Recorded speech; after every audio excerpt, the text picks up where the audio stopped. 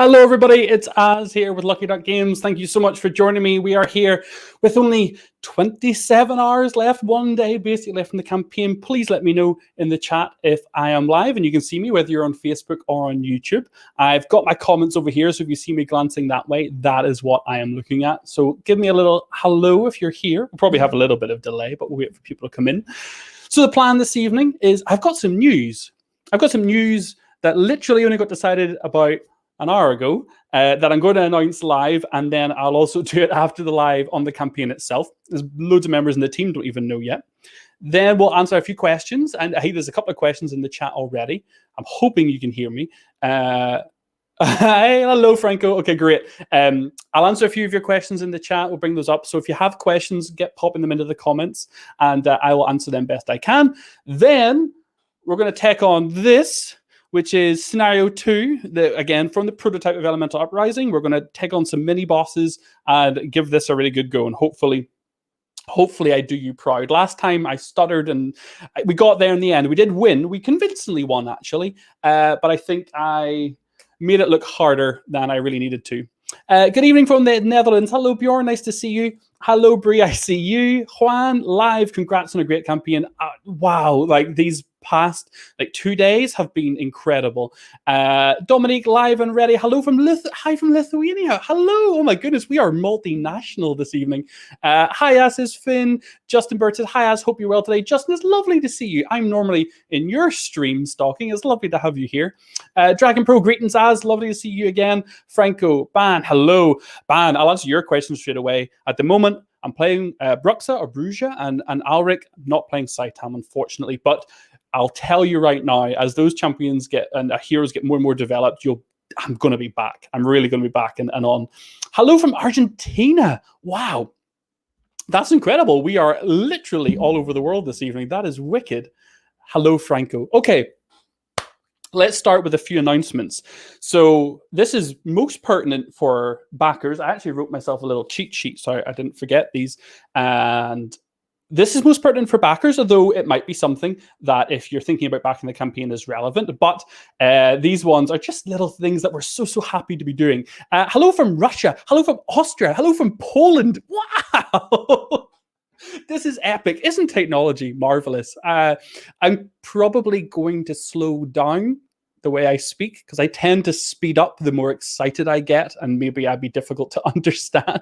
We should let the YouTube captions catch up with my Irish accent at times. And hello from Poland too. Oh, that's wonderful. Thank you so much, everyone, for saying hello and for letting me know where you're from. Okay, a couple of quick bits of news. First of all, get a slightly boring one, but actually kind of cool one out of the way.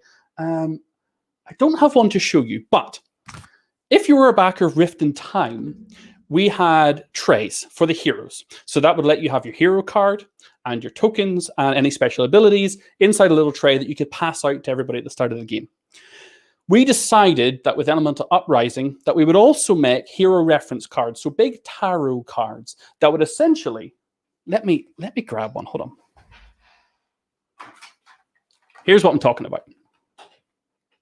So you had these were from Rift in Time, and this is actually a little bit of a mixed match because I have Lord Blackburn and I have the Time Mage also inside these. But the idea was that you had a tray where it could store everything neatly inside, and your hero board would go in there as well. Now, we wanted to make reference cards for the heroes that would fit in to help you see who's in what and give you a little bit of information on the hero you're playing. So we decided that in the recrafted deluxe edition, the recrafted deluxe upgrade, for Rift in Time, and also with Elemental Uprising, we would include these hero reference cards.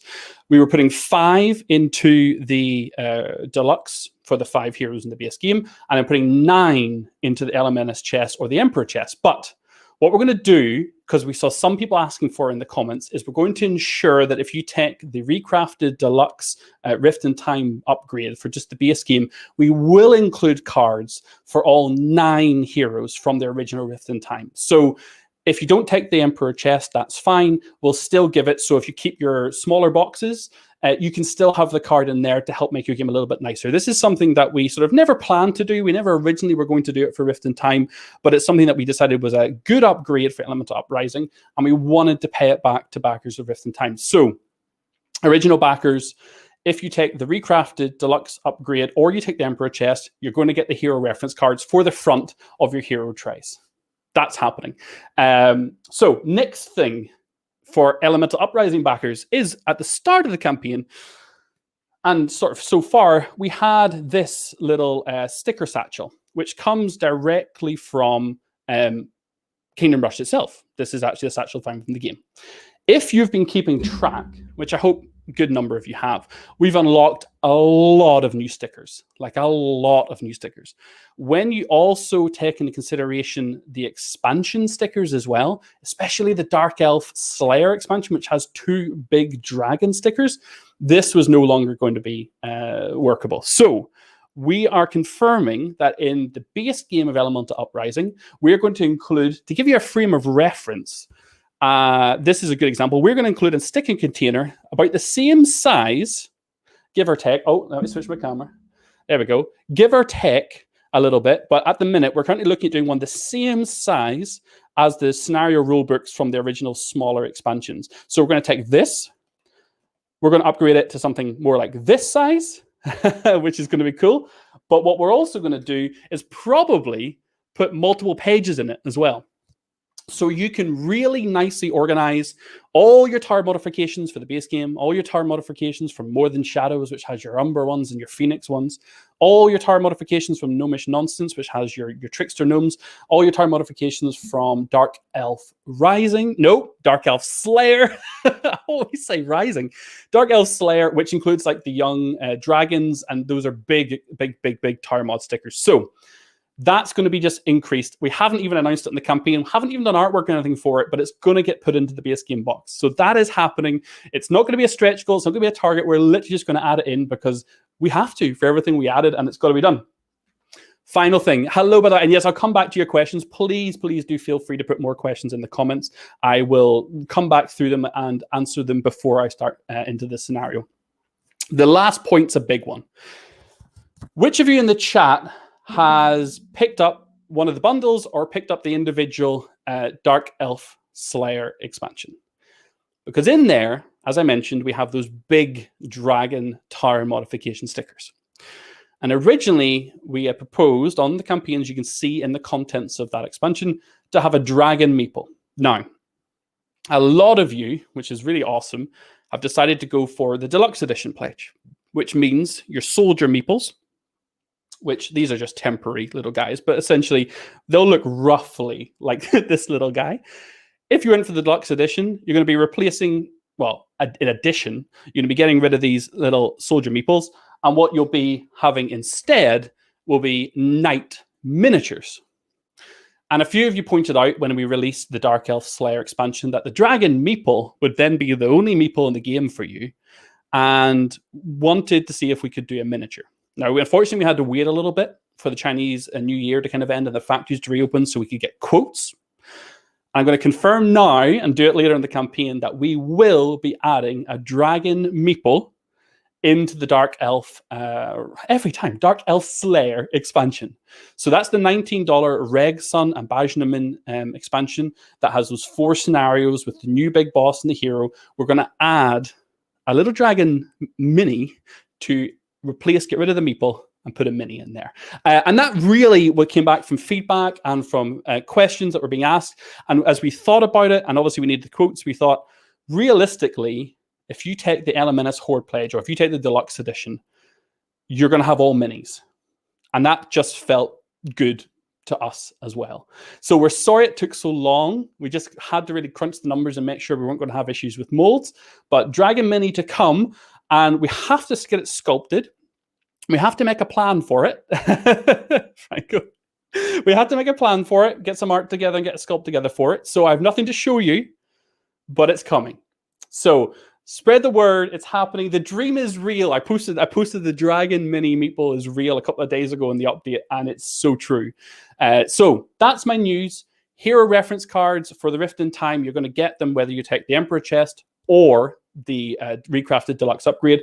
Sticker container is going to be one big huge container in your base game box for all of your stickers, no matter how many you end up having. And the Dragon meeple in the Dark Elf Slayer expansion will be becoming a Dragon Mini. So there you go. That is the news. So now we got the news out of the way. Let's come to your questions, and then we're going to kick some Horde butt. So let me look over here for a second. I'm going to go back to the start. And scroll all the way up. Let's find. Okay, Ian.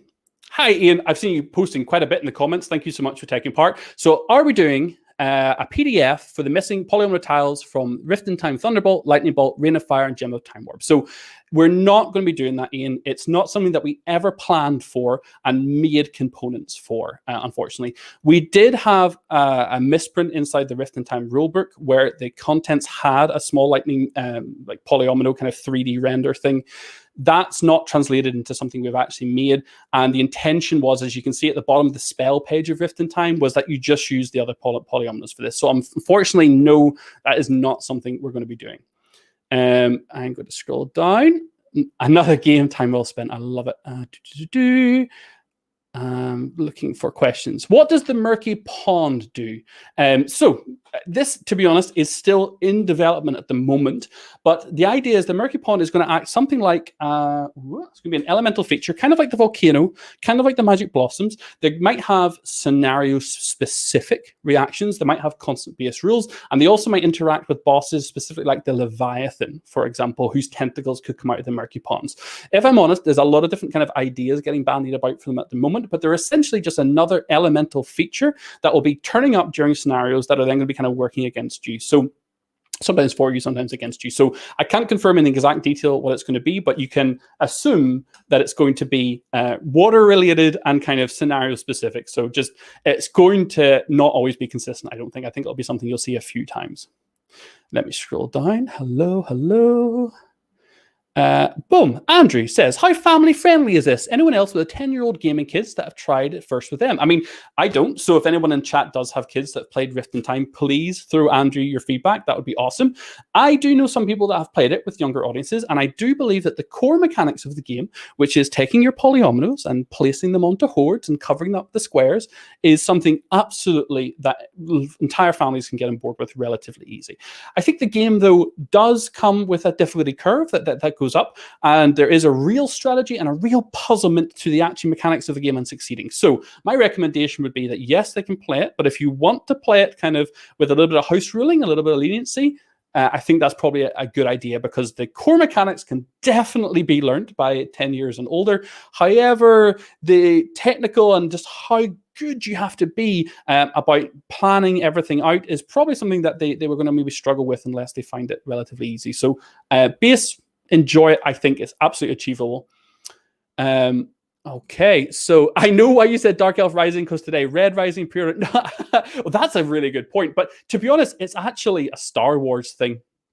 I don't know why. I think I keep getting like Dark Side Rising in my head, which is like, because we actually publish that game in French. Like we have done the Thanos Rising, the Dark Side Rising, and Dark Side Rising, I think in my head is like a 3-word sentence that begins with dark name. It's just automatically in there. I think that's what it is. But hey, keeping an eye on Stonemeyer games is always a good decision. Question regarding shipping. Do you have plans to include a pickup shipping option from Poland, says Dominique? At the moment, I don't believe so, but it's something I'll kind of pitch back to the team. It's something we could definitely look at introducing. I don't think our like warehouses, are set up to have someone just turn up and pick something up. That's not something that we can just say, hey, can you guys just have people turn up at the building to pick things up? That's not really how they work. It's a little bit different when we send it to stores, but the Polish shipping option is relatively on the cheap side because we do have infrastructure here. So I will take it away and see if we can get an answer, but I don't think it's something we really have planned, and definitely not planned, and something that I'm not sure we would find the reason to do.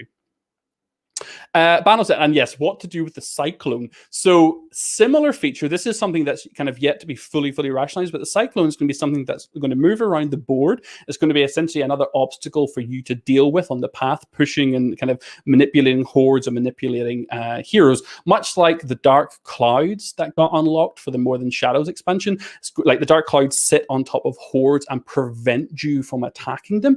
So it's going to be another one of these elements that essentially you're going to have to deal with and work around. Unfortunately, I don't don't have exact final specifics because really we're still only a few scenarios into the development of the game, and it's gone great the guns as the campaign. So we have really a lot of development. So over the next kind of 6 months or so, stay on top of the GameFound updates because we'll have lots of information in there as we continue to improve. Well, as we continue to develop the game. So quick question, is there going to be any difference at all between the GameFound and I'm not going to try and say this, Spielschmied campaigns? Realistically, I don't believe so. As far as I'm aware, everything is going to be pretty much like for like, except of course their version will be in German. It's very much our goal that they will have absolutely everything. I can confirm all the stretch goals are going to be on there, all the individual items, including all the Rifts in Time and kind of recrafted improved stuff is going to be on there. So as far as I'm aware, it's going to be pretty much be like for like. And they launch tomorrow. They launch on the 4th. Scroll down. Oh, there's Halana. Halana's in the chat. So yes, Halana's here. Oh, it's amazing you're here. So I don't get the designers in any trouble. So if you have any more questions about specific gameplay things, Halana might be able to share a little bit. But as I said, don't expect exactly permanent final details on anything really just now. Dominic again says, if I do not order the 3D token upgrade and soldier miniatures for Rift in Time, what will I receive in the base boxes? Let me get this right. So you will get exactly as I have here. So instead of the miniatures, you'll get the soldier meeples instead of having the minis. I'm sure I have the soldier miniatures somewhere. I just don't know where. So yes, instead of the soldiers being miniatures, you'll have meeples.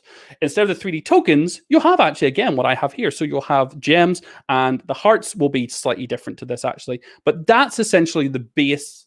These will be a little bit nicer because these aren't actually the final ones. These are prototypes. But this is essentially the base components. If you upgrade them, these will become miniatures, and these will become, of course, 3D. So get those out of the way.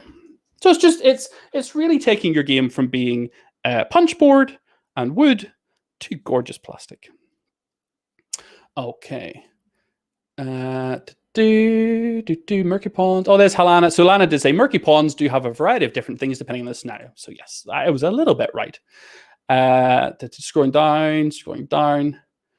Yeah, how many scenarios in total are there for an all-in pledge for Elemental Uprising, says Mattis. So there are 12 campaign scenarios in the base game box, plus a prologue that'll be up front, which is essentially going to be like a guided introduction and tutorial to the game that if actually you're super familiar with Rift in Time, you could probably skip it, but it might be good to do it to get familiar with the new towers and tower mods and things like that. But generally speaking, you'll have a prologue, then 12 campaigns in the base game. More Than Shadows expansion, which is coming for free, so every single pledge gets it for free, included with your pledge. You're going to get 7 scenarios. So that's where Umbra is appearing, that's where Gulthak's appearing, and you're going to be exploring the Dark Clouds and the Blue Gales. I know you forgot the name for a second. They'll all be featured in that little 7 scenario campaign. In Dark Elf Slayer, every time you're going to get 4 scenarios. So that's Regsun and Bajnamin and their story and that vengeance little kind of mini campaign you're going to go on. And then Gnomish Nonsense, which is going to be Raz and Rags against, I never know how to say his name, but I think it's Zizi. Zizi? Yeah, it's easy. I call him Zizi. And that massive, massive Saurian technology smashing hammer will be another 4 campaigns. So 4 missions, sorry. So 12 in the base, plus 7 is 19 in More Than Shadows, plus 4 and 4 is 8. So 27 scenarios. Each one then, of course, has the 1, 2, or 3 star difficulty. So really pick your difficulty and do it. Then if you want to go to heroic, you've got that extra option to give yourself an extra challenge. Or if you want kind of really a different experience, each one will also come with the Iron Challenge. So you can go ahead and have custom rules that will restrict you in more ways, preventing you from building in certain ways or making your life harder. Then, because you're all getting the More Than Shadows expansion, you're going to have the Shadow Challenge mode as well, which will be applicable for every scenario. So you're going to have, what did I say? 27? Yeah, 27 scenarios. I'd say, for me personally, play it once on one of the star difficulties, 1, 2, or 3, whatever you want. Then probably give the heroic a go. Or if you want, as a third option, or if you want to jump straight to it, head to the Shadow Challenge, because the Shadow Challenge will completely change the feeling of a scenario, because you're going to have the shade elementals appearing and messing with you as you play. So 27 unique scenarios with at least 2 or 3 different kind of ways to play and give you a different experience when you're doing them. Wicked.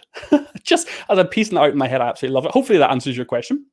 So Andrew said, I've just heard that even the first. Oh, this is back to the question. How would families and 10-year-olds play? Coming back to that. So just heard even the first scenario can be brutally difficult. On the post I've seen about the first game, and they ramp up from there. So I will say, Andrew, that there is a steep learning curve with Rift in Time, and it's primarily to do with portals and overcoming portals. That's something that's in Rift in Time. It's not actually, we have events and mini bosses and elemental features in Elemental Uprising. We don't have portals, but the portals can be quite tricky to overcome. But I think once you get the strategy down, you really can kind of deal with it pretty well. I'm actually going to start a series of videos where I'm going to play through the Rift in Time campaign, because right now I embarrassingly have only done a couple of scenarios on my map. Down here, these ones. And there's a solo video of me doing the first scenario on the Lucky Duck Games YouTube channel. I think it's well worth a watch, because I kind of try and talk through the strategy and the decisions I'm making. And I think if you can get a handle on overcoming the portals, you're going to be absolutely fine. But it's certainly a puzzly game. The base mechanics are super easy, but as I mentioned, the puzzly kind of higher level math of it all, it really does give you a good brain burn. Ban is here answering questions, also asking questions to Helena. Helena, I actually don't know how totems work at all, so I'm going to let you, if you can, please hop in the comments and answer that if best you can, and then I will come back and highlight it. And yes, Helena's actually in there chatting away, saying, "Are you still? Oh, we're still working on balancing and finding a good difficulty level. Cyclone is going to be awesome, amazing." I'm here. Oh, Helena's wonderful. People are asking her questions, which is great. Okay, here we go. Oh, great question. Alex has an amazing question. I'm confused. What towers would we be using during the game, Frontiers or Origins? And that's fantastic. And I'll tell you exactly. I have Origins towers right in front of me now in terms of the artwork. The mechanics you see here are largely, except for the level 4 towers, are largely exactly the same as you see in the campaign, though we did change them to the Frontiers towers. This was a licensing thing and really a kind of continuity thing and a little bit of just a message thing, and also because in Rift in Time we did go quite far. We did add a lot of new towers and a lot of extra components in all the different expansions, so we had to avoid some duplication and try to avoid confusion. So long story short is the artwork you see on the campaign page is the final one. The ones you see in reviewer videos, or you're going to see with me tonight, are slightly older prototypes, sort of back from really from like January. Like this, so this is actually a little bit early because we haven't done new versions of the artwork for the prototypes. We just did it for the campaign. So Origins Towers is the short answer, which I'm never very good at giving. I always try and sum up a short answer at the end of mine. Totems. Totems, please hold. I need to get my notes. This is the fun of having 3 different designers working on the game, all remote. And if you didn't catch it, I did an interview with Sen, with Jesse and Helena on the Lucky Duck Games YouTube and Facebook. You can go and watch it back. And we talked a lot about their process and how it is working. Hey, Toby, thank you so much for congrats. That is awesome. I really, really appreciate that. It's been a marvelous experience. And these past kind of 24, 48 hours have been just incredible. Scrolling up. I think I've missed some. Hello, Julian. Heart with fingers, my friend. It's lovely to see you. All I get from Julian these days is following his Instagram and seeing what he's up to. It makes me happy. Adam says, as my man, keep up the great work, my friend. You're killing it. Adam, we need to play solo together one time. And if you're still here, if I haven't missed you, if you haven't had to run off, I have a question for you that I need answered. When you play solo, is it better to play single-handed or dual-handed? Multiple heroes, because we're going to have both in the game, of course. We're going to have a solo mode specifically for one hero with its own custom rules. But I see the solo mode community, it's a big argument. Is it single-hand or kind of multiple hero, double-hand play that's better? I'd love to know the answer if there is one. Hashtag spoilers, hashtag no spoilers, hashtag spoilers, hashtag no spoilers. Please make the near so this is not a question, but I'll highlight it. All in on Kingdom pledge with tower tokens and soldiers. Thank you so much. So that basically is, that's everything. The Kingdom pledge plus the 3D towers and the tokens and the soldiers. Yep, that's absolutely everything. Please make the neoprene mats. Thanks for a great campaign. Well, thank you so much for being part of it and for being here. Neoprene mats, for anyone that doesn't know, we have made the call not to make them, but it's not a completely dead subject, I would say. And the reason for that is, and it's not, I don't want to get too technical, but the minimum order quantity for neoprene mats is a little bit more flexible than some other things that you might do big print runs of, like cards and cardboards and components. So we saw in the vote that we had, where we wanted all the feedback from backers about whether we should do neoprene mats or not, but we had some caveats in there, like they wouldn't fit inside the actual boxes, the base game box or the storage box, because we've got all those game trays and it's going to be fitting really snugly. We didn't think there was a good way to do that. And we had a couple of other caveats in there. And the vote came back on paper as people saying, no, actually, given those restrictions, we wouldn't be interested in neoprene mats in that way. However, there was quite a large number of people that said yes. In fact, there was enough people that said yes, they'd be interested, that it could warrant a small print run. However, there's a certain amount of risk in doing that. There's a certain amount of weight that comes with neoprene, art, time in getting those things made up, and then making sure they come out the quality we want. So all I'm going to say is, unfortunately, we have not planned to do the neoprene add-on at the moment. I don't think we will do it, but you never know. It's very unlikely. I shouldn't give too much hope, but it is very unlikely we will do it. How to win a scenario in Elemental Uprising. We're going to talk about that in just a moment, because every single one is custom. So previously in Rift in Time, you were destroying portals, and sometimes you had special rules. In Elemental Uprising, every scenario, this one is defeat the enemy champions. It's going to give you your condition on the back. I'm going to do just that, hopefully, in a second. Halana says, oh, look, Halana had you answered before I even got there. Amazing. Will you? Boom. Finn6 says, will you be able to purchase all the expansions and such after the campaign ends? So we will have a pledge manager that will be open until we get to the point that we're going to faction production. So our current estimate for Elemental Uprising to really sort of go to factory is like towards the end of the year.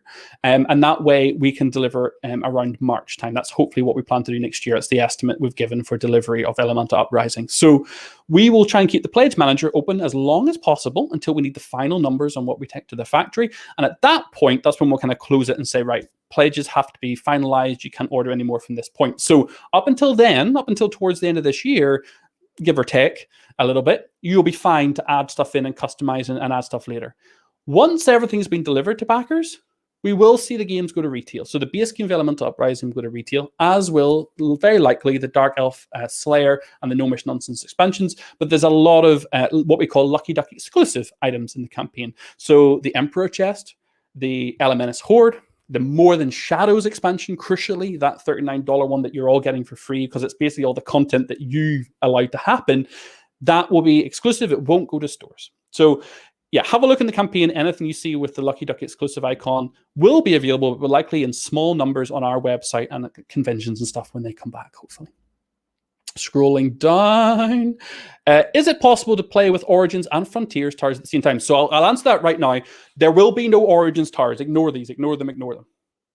This artwork is different to what it is in the campaign page. The campaign page is what we're going for, even though the mechanics are identical, if just a little bit different in places.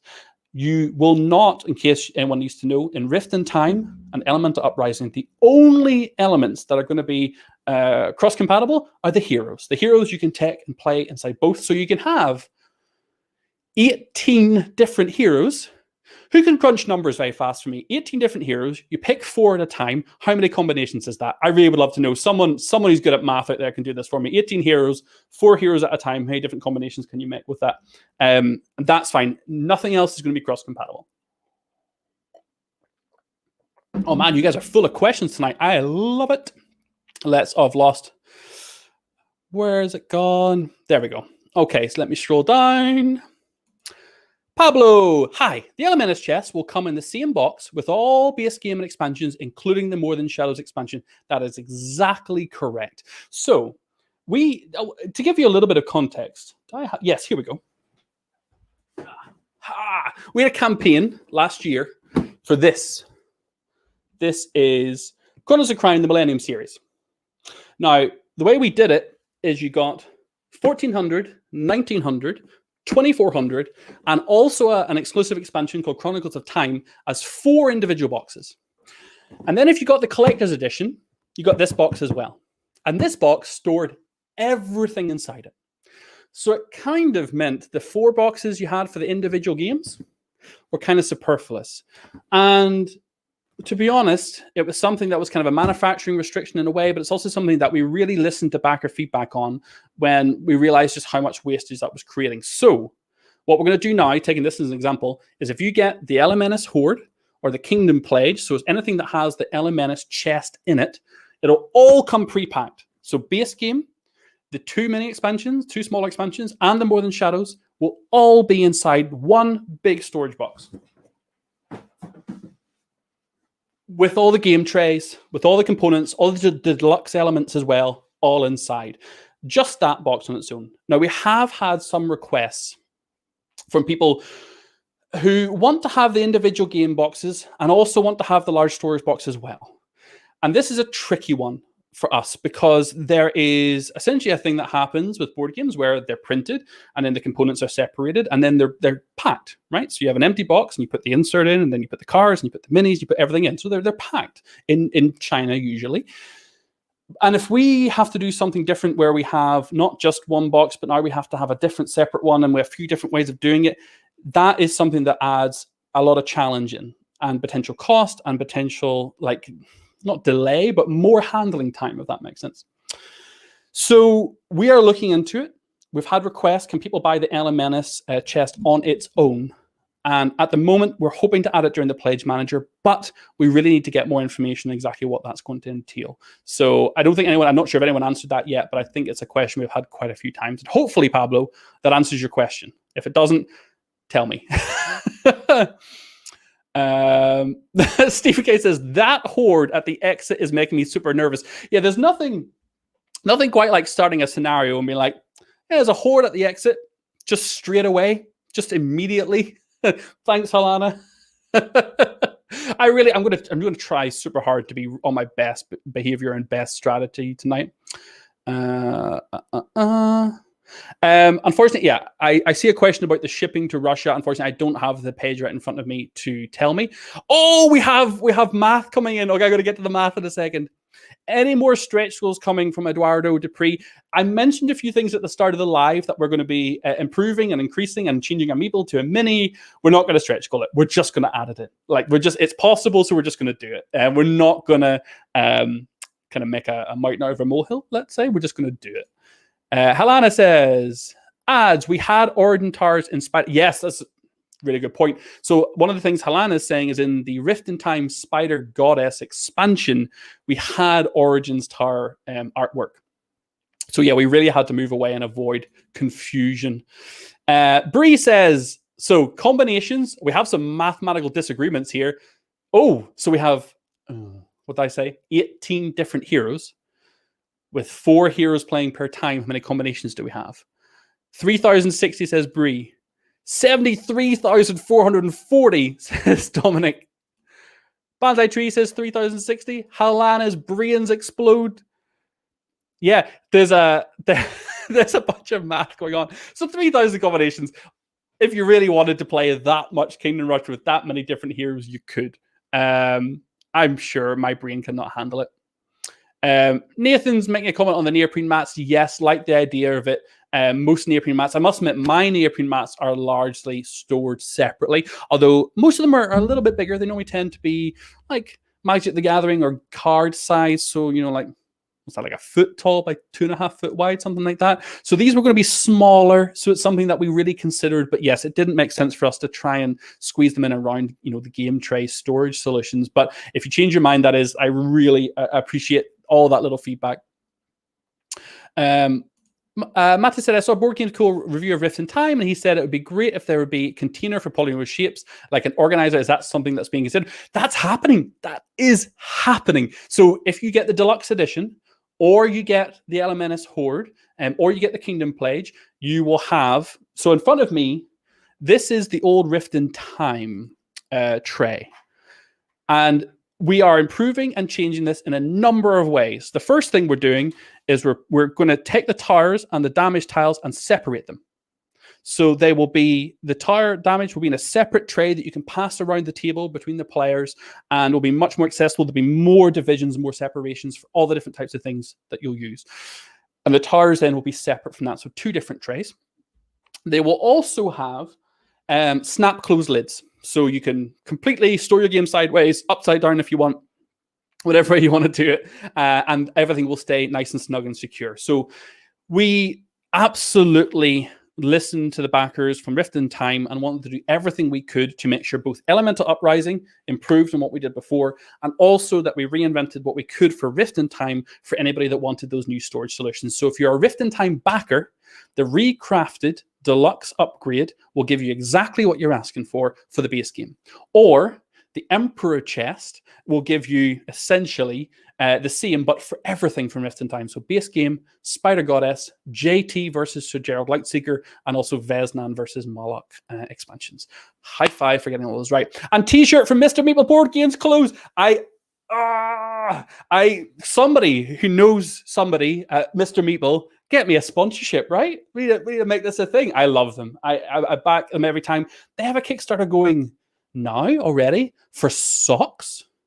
Am I imagining? Did I dream that? Can someone tell me if I dreamt that or if that's actually something that's happening? I'm pretty sure they have one for socks right now. Yeah, do you know what? Camillux, do me a favor. You would love the Elemental chest with base boxes. I hope it works. Please let me know. And I mean this genuinely. Why? Why do you want... Where are you going to put stuff? If you've got the base game box that gets stored in, and you've also got the separate storage box, where do you put it? I don't understand. Help me understand. And I mean that. I'm not being silly. I genuinely would love some more feedback on why that's such an interesting thing. However, that doesn't, no matter what I think, we're still looking at seeing if it's possible. That's still happening. Okay, scrolling. Banzai Tree giving some information. Thank you. Andrew saying, if I get just Elemental Uprising, could I buy Rift in Time expansions? No. They're two separate games. So Kingdom Rush Rift in Time and Kingdom Rush Elemental Uprising are two individual standalone games. The heroes are cross-compatible. You can play them across both, but the expansions are also separate. So you'll have Spider Goddess, I just did this, Spider Goddess, Veznan versus Moloch, and Sir Gerald Lightseeker versus JT. Those three expansions for Rift in Time. And over with Elemental Uprising, you have the More Than Shadows expansion, which will come for free with it if you back Elemental Uprising now, or during the Pledge Manager. And then the two small ones, Dark Elf Slayer and Gnomish Nonsense. So they are separate standalone games, despite using very similar mechanics. Bree is back with more math. Yes, okay, so yes, there's duplicates.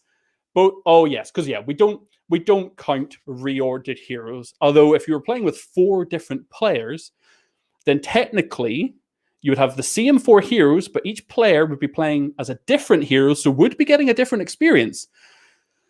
So I'll leave it to you if you think 27 scenarios and up to 73,000 different combinations of ways to play is enough.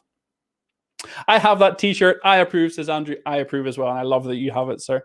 Yes! Mr. Meeple are running a campaign for socks and scarves right now. I did not know there were scarves involved. I knew there were socks.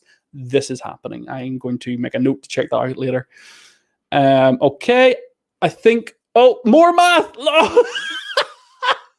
Look at this math. Yes. Yes. Both right. Okay, perfect. So what we're saying is there's going to be enough heroes to play around with. Just send me the box. I want that big chest. You just want the box. Oh, so good. Camillux says, on my shelf on Kingdom Rush Rift in Time, boxes pile and they look amazing. Oh, that's wonderful. I will say that the Emperor chest and also the Elemental Horde, the Elemental chest, I keep saying Elemental Horde because that's what the pledge is called. But those 2 chests, we've still got to finalize the artwork and make sure that you look really pretty and good. At the minute, we've kind of just done the top and the front just to make sure you get a feeling for what they're going to be like. But we will finalize the art and we will share it with you in an update. That's definitely going to happen. Matt Hughes, it's lovely to see you, sir. Thank you so much for joining. This is incredible. 40 minutes I've been rambling for. I haven't started playing yet. Oh, my word. Man, yeah, display purposes. They even said be happy with the original box covers as art prints. Oh, I know. Check this out. Like, look at all this space. I need some art prints. I can absolutely relate to that. Okay. Get your last questions in. Get your last questions in, and then we're going to start playing. Any word on the upgraded coins? Actually, at the moment, we're not planning on doing them. So just for anyone that doesn't know, we have a new currency in the game, gold coins, for Elemental Uprising. So it was just crystals in Rift in Time. Now there's crystals and there's gold. And we had requests and suggestions for upgraded gold tokens. And yeah, the pricing and the number that we'd be making kind of made it a little bit prohibitive. So unfortunately, I think this is going to be quite unlikely. Okay, I'm just reading through. There's another question from Dominic. Question: with 3D towers, 3D tokens, and the soldier miniatures. Sorry. Sorry, let me come again. Will the 3D towers, 3D tokens, and soldier miniatures increase shipping price of Kingdom Pledge? Yes, potentially a little. I can't say exactly how much, because the 3D tower box is relatively large. Like, it's kind of like, it's not as thick as Ticket to Ride, but it's that kind of Kallax square shape. So it's probably going to nudge it up a little, but it shouldn't be too much. But yes, it will be a little more because they are in addition to the pledge cost. I have no more questions, but you have answered all of my questions and even more excited than I was possible. You're awesome, man. Keep up the good job. I am all Mattis. Heart with fingers, my friend. Heart with fingers. Honestly, and I mean this in the most sincere way, I love this. If I could do this all the time, this makes me super duper happy. You're gonna have to see me get my serious frowny face on in a moment when I'm playing and trying not to lose. But I love answering the questions, and I know they can always be positive. But I still appreciate the discussion and the ideas that it fuels, especially when we're talking internally about things that we can do. Scrolling. Oh my god, I'm trying to catch up. This one, any chance to purchase Rift in Time heroes separately in the Pledge Manager? Not going to be a thing, Andrew, unfortunately, definitely not.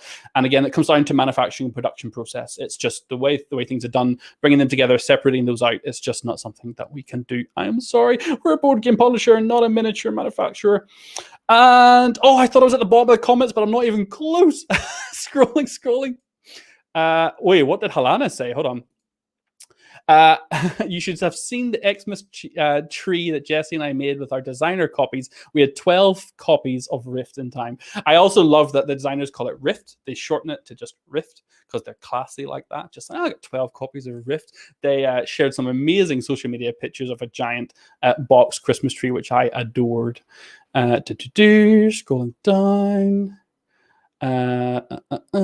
Yeah, that's fine.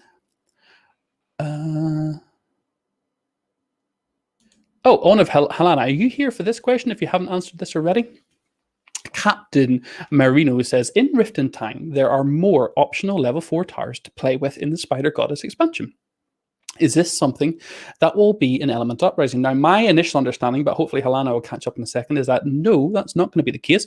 And the primary reason for that is that we've got tower mods. So tower mods are kind of going to be acting as your way to customizing, and each expansion comes with its own unique tower mods that very much change how the towers feel and play and how you react to the scenarios. So I'm thinking back through the components now, but I'm almost certain that the answer is no, there won't be more level 4 optional upgrades, but you will have tower mods for versatility.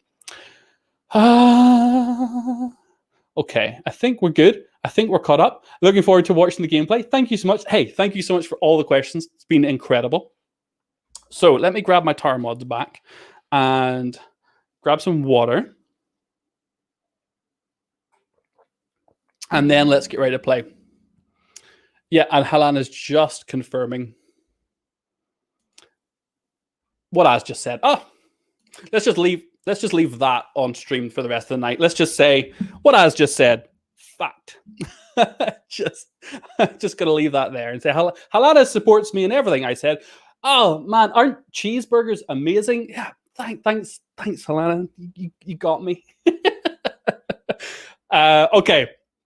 Enough silliness. Let's play. So, couple of caveats. If you're here last time, you're going to remember these, but very much still in prototype and development. So the scenario itself could change. The hordes, the towers, even the mechanics of the heroes could change because we have a few things that are now coming in because it's the second scenario. We now have level 4 towers that could potentially be building. We also have... what have I done with my gems? Did I move my gems? We also have hero abilities. Alana, can you tell me what I should be starting with 4 crystals and 2 gold. Is that right? 4 crystals and 2 gold on this one? Anyway, hopefully you'll let me know. Because we have abilities. So we're using the initial 2 abilities for Bruxa and Ulrich. So Flurry, Blood and Sand, Dread Aura, and Laughing Skulls. So you're going to get to see a little bit more of hero action and recovering these through resting and refreshing these. You're going to see a little bit more advanced play because I do have the option of going to the level 4 towers now as well. So hopefully you're going to get to see even more than we saw. We have the volcano as well, which the rules of the volcano are very, very simple. If I enter a space with a hero, I can take 1 of the crystals from the volcano. However, if I finish with a hero on or adjacent to the volcano, I will take a damage to that hero. Luckily, I'm playing with Ulrich, and normally I'd have 5 heroes to choose between, of course. And Ulrich has sand warriors that can actually be used to go in and grab those crystals from the volcano. So they might be less focused on supporting me fighting hordes early and more focused on maybe grabbing me some crystals to help that economy at the start. So let me grab these back. Someone asked earlier, what is the way to win? Well, scenario 2 is defeat the enemy champions. So we have 3 health for the kingdom. The round in which the 3rd mini-boss is defeated is the final round. At the end of it, all hordes left in play will advance until they reach the kingdom. If the kingdom survives, you win. Why do ordinary characters have 2 abilities and those have 4? All characters will have 4. All characters will have 4 abilities by the time we're done. So I only have 2 here because this is a very early prototype copy, but every hero will come with 4 and you'll pick 2 each time you play as a hero. We also add background options to the soundboard. That's a good question. I'm not going to say yes, but I'm going to take that away. I will remember. I'm going to take that away and ask. I don't think so, but possibly would have to talk to Ironhide Game Studio about that. Okay, I think I start with 4 crystals and 2 gold. Alana hasn't confirmed for me, but I think I start with 4 crystals and 2 gold on this one. Hold on, I have it here. Hold on. Let me quickly check my super. Yeah, 4 crystals, 2 gold. Okay. Cool. So I have my starting resources. I need my starting towers. So again, I need Stone Circle, Mystic Dais, and Defender Barracks for Bruxa. And I'm going to just remind you, the artwork is not final, the name's not final, but the mechanics that you see here are very similar to what you'll see in the campaign page because the mechanics are not going to be changing too much. We have the Hunter Arbor, the Defender Barracks, and the Stone Circle for Ulrich. And let's grab the hero cards because, do you know what? It's missed so often, but lifting the hero cards is just an amazing way to remind yourself that you have to activate your hero. Sometimes I forget. I don't know. Read your note. Read my note.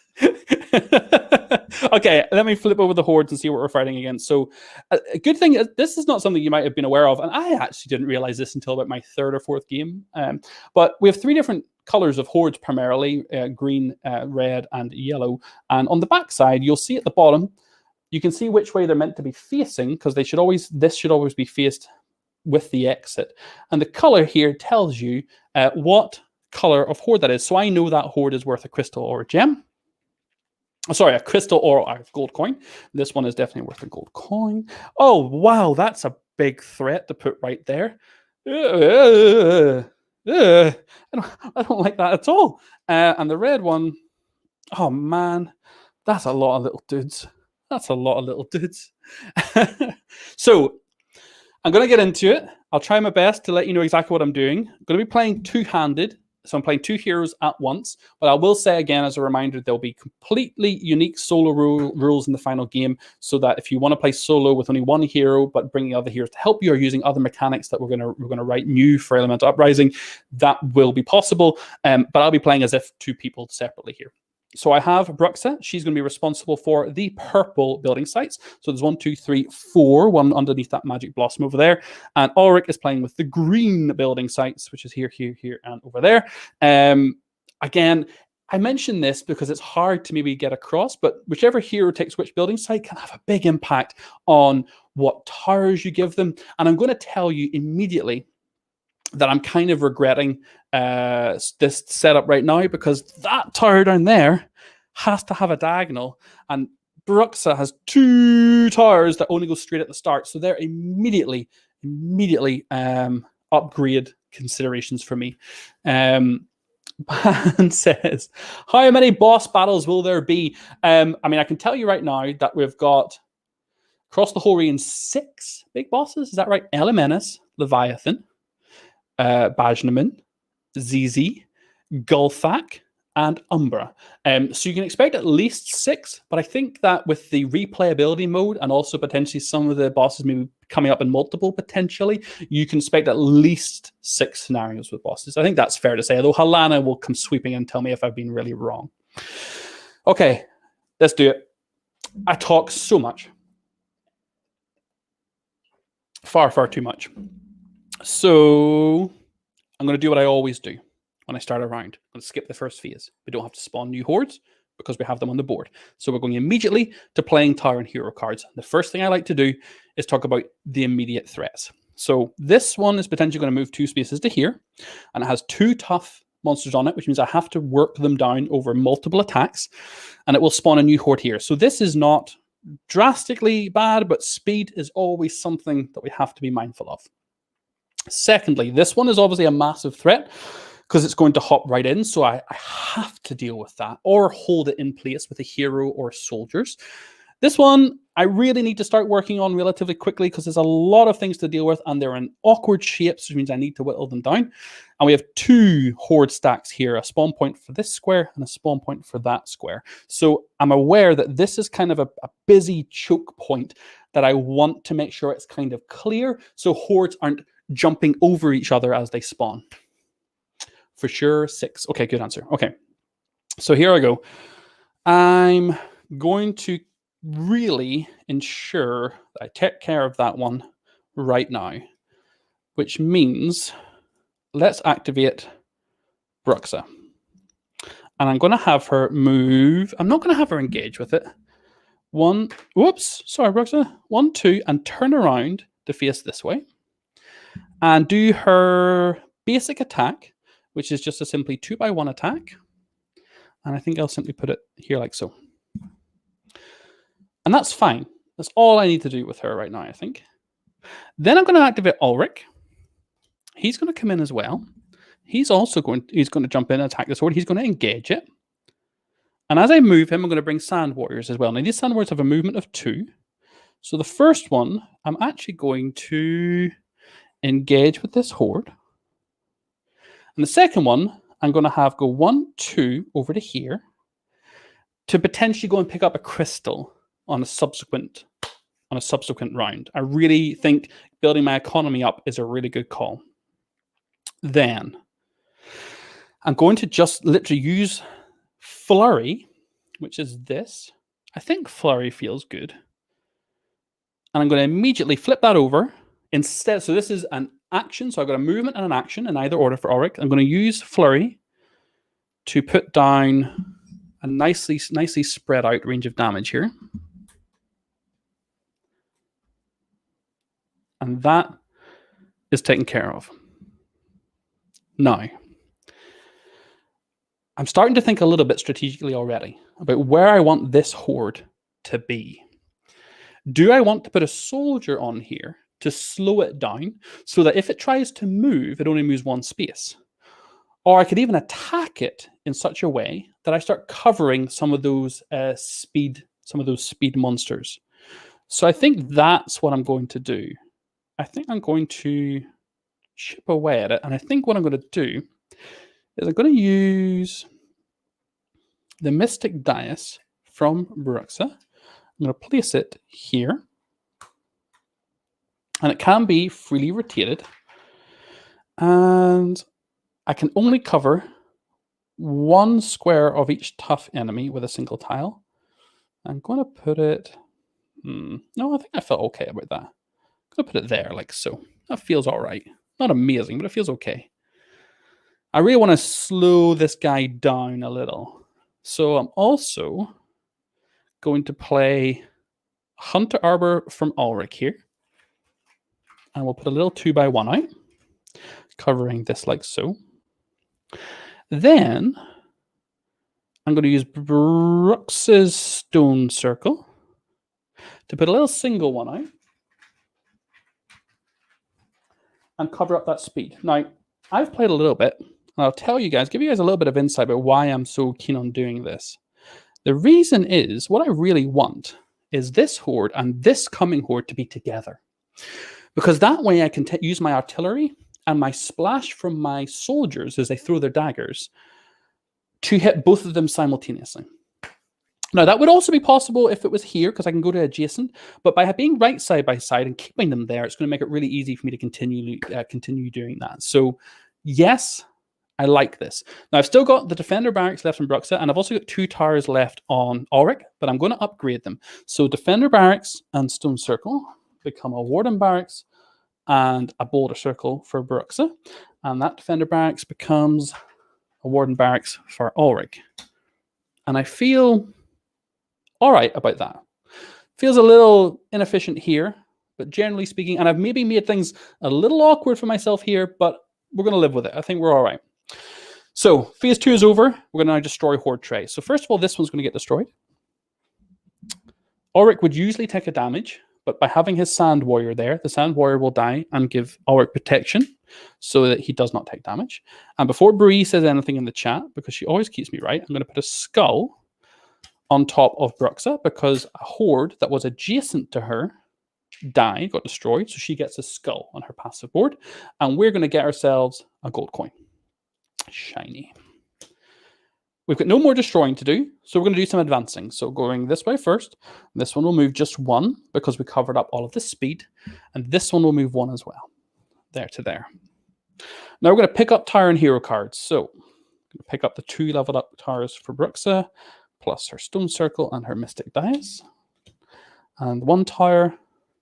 Now, how have I ended up? Oh, yes. They started with 3 each. Ulrich's down to 2. Brooks is up to 4 because I passed an extra 1 across to her. So we definitely want to look at buying towers probably for Ulrich. So spending crystals and gold now. Let's grab Ulrich as well. I have 4 crystals and now I have 3 gold. I'm going to spend all 4 on 2 different level 1 towers. So level 1 towers cost me 2 crystals. I'm going to buy, think about this a little bit. I'm going to buy a Stone Circle and also a Mystic Dice for Ulrich. And that's fine. Specifically because I'm looking at this horde here and he is lined up nicely to get some damage on there. I then need to do a tower mod. I have a couple of options because now for Brooks, I should put these up here for you all to see. I have 2 level 2 towers. One of them, however, cannot be upgraded, the Soldier Tower, so I cannot have a modification placed on it. So if I wanted to do one of my higher towers and get them modified, the Boulder Circle makes sense. Now, at the moment, again, because this is an early prototype of the game, we only have the 4 tower mods, but you will have many, many, many more in the full game as we've unlocked a whole ton, plus the advanced ones as well. Thank you very much, everyone asking. No, Ulrich's Sand Warriors do not get damaged by volcanoes. They actually have a special rule in the rulebook that states that. All green hordes give 1 gold. All yellow is 1 gold or 1 crystal, and 1 red is 1 crystal. Exactly right. Mike R has it nailed. Yeah, good question again. But no, they are not. Ulrich Sand Warriors are immune to volcano damage. Okay, perfect. I think we're... Wait, says Mike R, yes? Oh, yeah, okay, answer. Perfect. So I'm going to buy a modification for 2 gold. Which modification? Tough one, actually. I think I'm going to buy the extra attack. I'm going to put it on this Boulder Circle, and I'm going to put it straight forward. So this Boulder Circle can now do a blast 2x1 on any 3 in front of it. So it could do up from 1 to 3 hordes and then an additional 2x1 in front of it. Feels good. I'm okay with that. So we've got 1 gold left. We're going to get to round 2. Start of round 2, spawn new hordes. So first spawn point. Dang, I knew I should have taken the true damage because we have Satyrs. And if you remember from the first game, Satyrs. satyrs, have to be covered by either soldiers, heroes, or true damage. So these ones with the green borders. Okay, spawn point 2, I have something happening. A massive and mighty hobgoblin war chief approaches. Mini bosses have action icons on their card. These do not have to be covered to defeat them. Before a mini boss moves, draw a card from the mini boss action deck. If the mini boss has enough action icons showing on its horde card, it uses its special attack. So, no surprise, this doesn't have a spawn icon, so I don't actually have to spawn another card from that spawn point. But if we look to spawn point 3, we have MB1 with a hobgoblin chief in the back. And if I destroy this horde, I get to refresh 2 magic blossoms. That's the reward for taking out this mini boss. And here he is. So this guy is a 3x3 that is tough, meaning I can't put a tile over more than one of his squares at a time. And he's spawning up here. And I'll tell you, I'm going to read it to make sure I get it exactly right.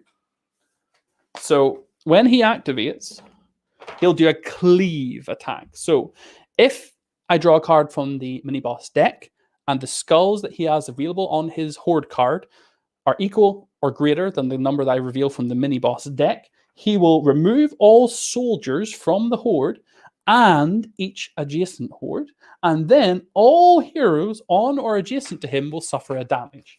So he's basically going to cleave and smash his way through. And I have a decision as a player to whether or not I want to spend time covering the skulls as well as damaging him, or just focus on damaging him and leave the skulls and try to play around and move around everything that's going on. I realize I left Brooks in a terrible facing for her passive, but anyway, that will be unlocked. Cool. Okay. Thank you, Bree, or Halana, sorry for answering. Okay, we've spawned new hordes. So we're on to playing towers and hero cards. Okay. So I definitely need to start thinking about what I want to do. I can tell you right now a few things that I have very much in mind to do. The first one is to bring a sand warrior here and then maybe go to there. So I can grab a crystal and start attacking this. The second thing is to maybe trigger a magic blossom or 2 so that I can start covering these satyrs a little bit, because magic blossoms do true damage, a single one to 2 different targets. So potentially whittling down multiple tough targets and satyrs is something I'd like to do sooner rather than later. And eventually when I destroy that mini boss, I'm going to get to refresh them. So I better take advantage and use them while I can is kind of what I'm thinking. Other things I'm thinking about. I think that's it. I think that's really the main things I'm thinking about. I should really put my hero's health to full and not to 0. Yeah. Okay. I think I've got a plan. What I'm trying to do is I'm trying to see how I'm going to deal with these guys. So I'm going to activate Auric first. And I think there's a good chance that I'm going to try and eliminate this horde this turn, because it's going to be really useful for him to uncover as much of this as possible. So here I go. I'm going to activate Ulrich. I'm going to go 1, 2. I'm going to place him over those 2 satyrs. Feels okay. Then I'm going to move this sand warrior. 1, pick up a crystal. And 2, I'm going to have him engage here. And then I think I'm going to use Ulrich's special ability, Blood and Sand. Yeah, I am. So Blood and Sand lets me place a 2x1 tile. And it also lets me place 1 sand warrior, including one from my board, anywhere. And I'm going to place him here. I'm going to do very hard to try and deal with this immediately, so it's not going to be a threat. Now, let's look at how we can get some damage dished out. And I think I'm going to use this boulder circle from Bruxa here. I don't know if you guys realize this, but man, I love this puzzle. So first of all, we're going to blast to all targets. So we're going to put a 2x1 there. Oh, this is, well, no, this is okay. A 2x1 there, and then another 2x1, but it can only cover a single square of a tough enemy, so it has to go there, which is not ideal. It's kind of sad, but it's all right. Then I've got another 2x1 to place directly in front because of the modification we put on. So that works great there. Yeah, this is all right. I think this is going to work. I hope I've got enough damage to... I'm betting on having enough damage here, and I think I'm going to have it. Because what's going to happen now is I'm going to play Brux's Warden Barracks here, which lets me put 2 soldiers and then 1 dagger. 1 soldier will go here. And yeah, 1 soldier there. And then I'm going to throw a dagger across to here. That feels pretty good. Let's just check, make sure I get my math right here. Make sure I do this properly. Then I'm going to do a Warden Barracks for Ulrich here for 2 more soldiers. Oop. And let's put the other one here, actually. And there's a reason for that I'm going to come back to in a second. And then I'm going to throw the dagger from here to there. Actually, I don't even know if I need to. I think that should work just fine. Then, on top of this one, I'm going to play, because that's a barracks, Stone Circle from Ulrich to do 1 single damage to both hordes in front. So 1 will fit in just there. 1 will cover here. Okay, loving this, loving everything about this. Now we're going to activate Bruxa. Now, when Bruxa activates, we trigger her passive, which, depending on the number of skulls she has on her board, which is 1 right now, she's going to do damage in one of the 3 spaces in front of her, one of these 3. Unfortunately, she's not facing the right direction, so I'm not going to get to take advantage of that. She's not going to get more skulls, I've just realized, but I don't know if that's a terrible thing. I was thinking about bringing her here to deal this 1. I want to have her close to the hordes that are going to be destroyed so she can power up by soaking up the death. And I also want to get her away. So I think that's what she will do. But I realize I've maybe overcommitted a little bit here. Oh, sugar. Yeah, I've overcommitted her, but it's all right. Let's do it. So let's activate her. Let's ignore her passive. We're going to go...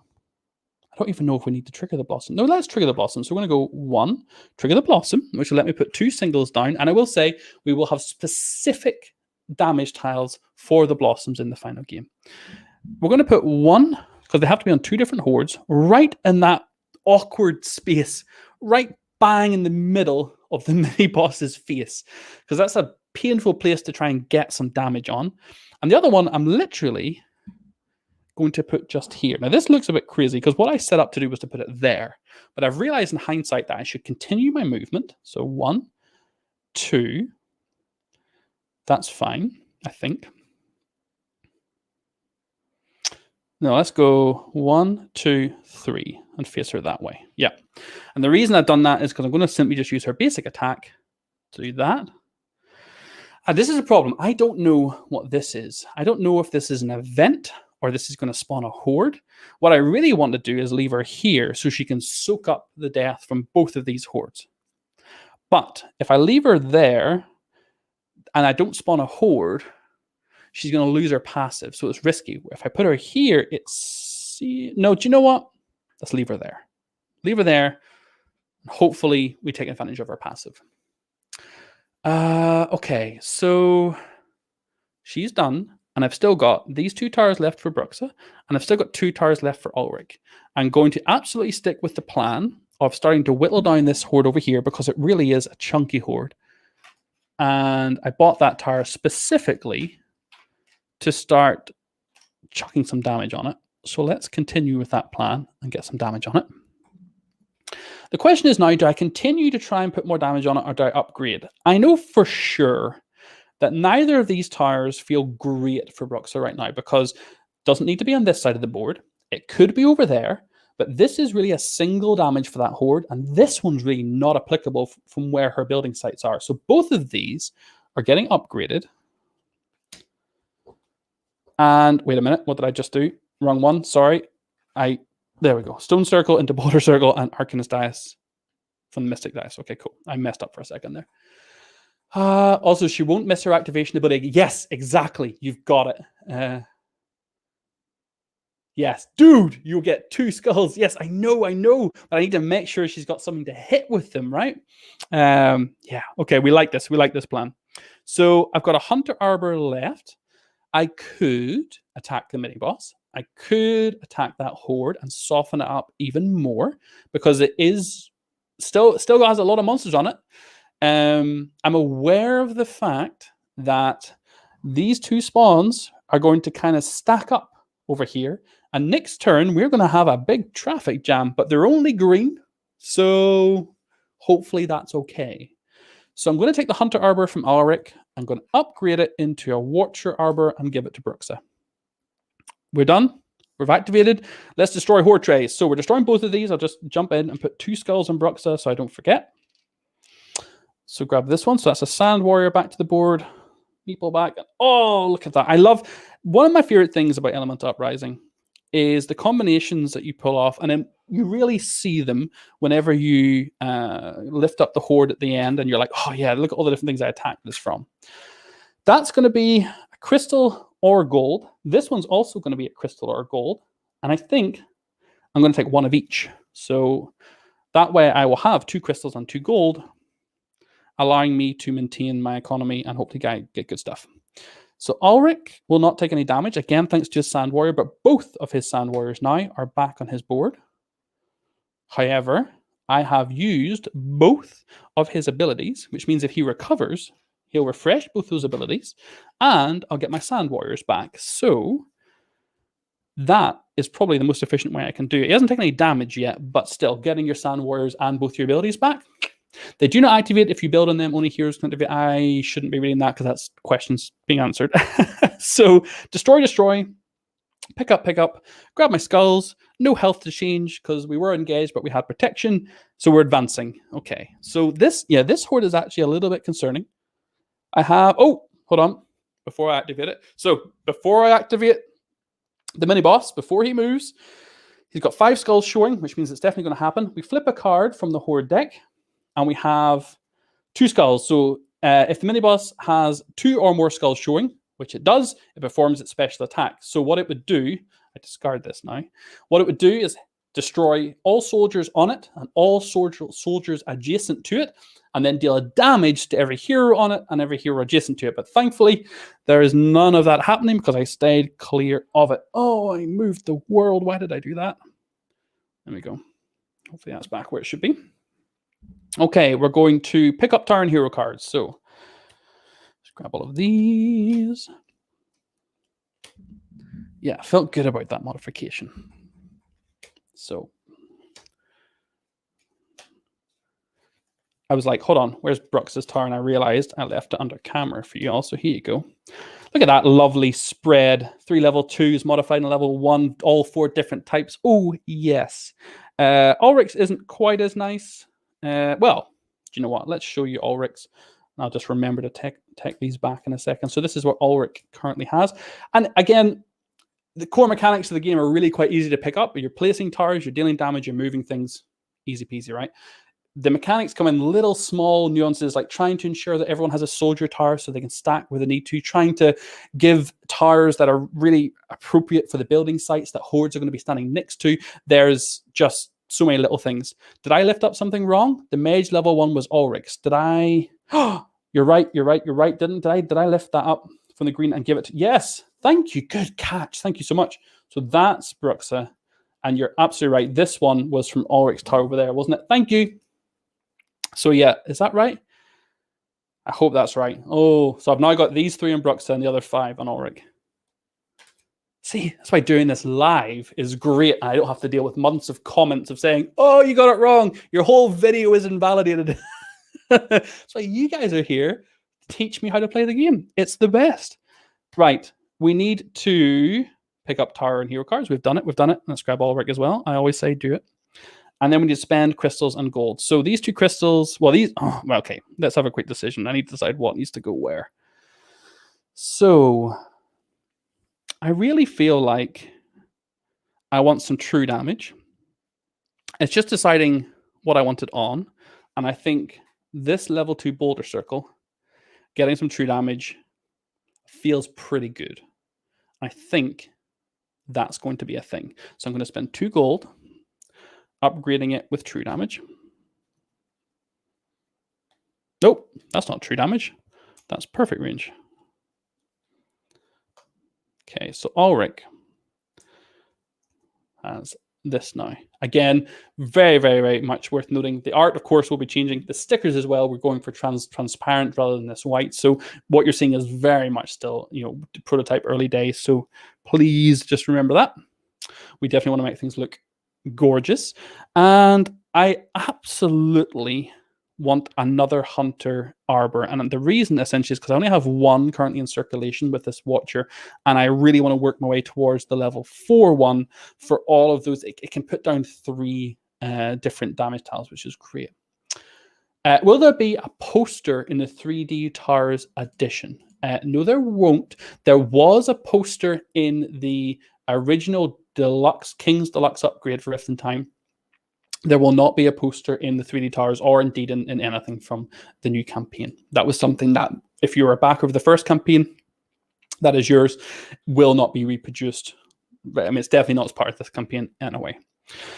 Okay, we spent crystals. We're good. We're about to start round 3. Let's do it. What the heck is this? Shaman. Shaman or shaman? More questions. Shaman protect the monsters with them from certain types of attacks. Attacks of the indicated damage type cannot be placed on a shaman horde if they originate from a space on the other side of the shaman shield. Shaman. Okay, and we're going to get the spawn because there's a spawn token here. So we know what this is going to be. Oh! Blah. So this is a super fast horde with loads of speedy boys on it, and also is going to have shields that, whenever it spawns here and nudges Ulrich out of the way, is going to put him there. Now, this is dreadful. My light has just come on. Hold on. My light behind me has just decided it wanted to wake up. There we go. Is that better? This is really bad. Really, really bad. Like super duper bad. And I'm going to show you why in a second. So that spawned. We're going to spawn over here. It doesn't have a place to spawn. So it's going to jump over the top and plump itself down there. Ugh. And then this one is going to spawn. Oh, goodness. Well, it's another shaman, but it's a substantially easier one. Oh, this is horrible. I'll tell you why this is horrible. We set up Bruxa to be able to attack here. Whenever she activates, she gets to attack in one of the 3 spaces in front of her and put down individual attacks. But her passive ability is magic damage. And because, yeah, you guessed it. And because these shields create barriers that essentially transcend the whole map, any magic attacks coming from this, or this in this case, side are nullified. And Bruxa is on that side with her magic passive ability of the Shaman Shield. Oh, that's 3 damage lost. It's okay. No, I couldn't have turned her. Couldn't have turned her because I needed her to damage this way. But if I had put her here and done the damage, I would have got one less skull, but I could have attacked this one. This is why I love this game. This is why I love it. Okay. No more lamenting our poor decisions. Let's rock on and work out how we're going to deal with it. I really feel like actually how we're dealing with this is by ignoring it and going over and dealing with all this stuff. The problem being this has speed. This means it's going to go boof, boof. And if it goes boof, boof, it'll then be on either side of my towers with shaman shields. Oh. They even block non-adjacent damage. That's a question quickly for Helena, but yes, I believe that even if I had like it really far away or I had true shot or far shot, if it originates from that side of the board, I can't do it. So I can either attack from here or here, or I can use physical damage completely freely because it's only blocking magical. So physical damage would be absolutely fine. I don't have to be concerned about that. It just so happens that her attack was a magical one, not physical. So it's, yeah, it is what it is. Okay, sad times, but we're going to deal with it. We got this. Thumbs up in chat if you believe I've got this. I don't believe I've got this. No, stay confident. Let's do this. Okay. So first up, I have a really... Oh, no, okay. Before I get ahead of myself, this stacking of stuff is horrible. I actually would love to take care of that. The tricky thing is I don't want to send my heroes near this mini boss unless I can either take it out or cover some of its skulls, because right now it's terrifying. It really is terrifying. So, think this through. What is the key target for me here? What's important? I don't have to kill this, but I need to weaken it. I can't let it get to here with so many monsters still on it. I could do with weakening both of these, and I actually feel like destroying that shaman horde up there would be really quite cool if I could do that. But I think it's going to be tricky. Not impossible, though, but tricky. I think I can do it. And actually, yeah, I got a plan. Does barrier stop magic attack with perfect range? My understanding is yes. Good vibes. Good vibes. Is that yes, if it originates from the opposite side, it would stop magic. It still has to originate from essentially a direction that the barrier is not protecting.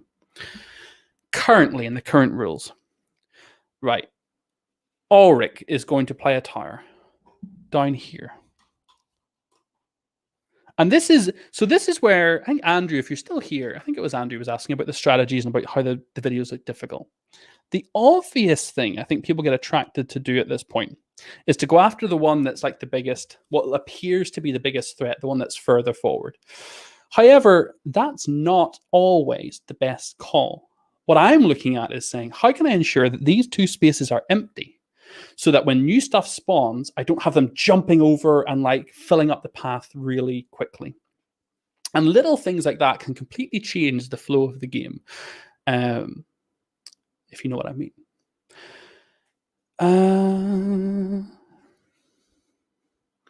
So next, I'm going to throw down a warden barracks on top of that from Ulrich. And it's going to let me put 2 soldiers down. Oh, big stretch. I think I want both of them on that. Yeah. And then I want a throwing dagger to get thrown to an adjacent horde, which for me is going to be this little tough ping here. Feels good. Yeah, I'm okay with that, I think. Yeah. Then we'll have Ulrich go here. And we're going to put out 2 2x1s.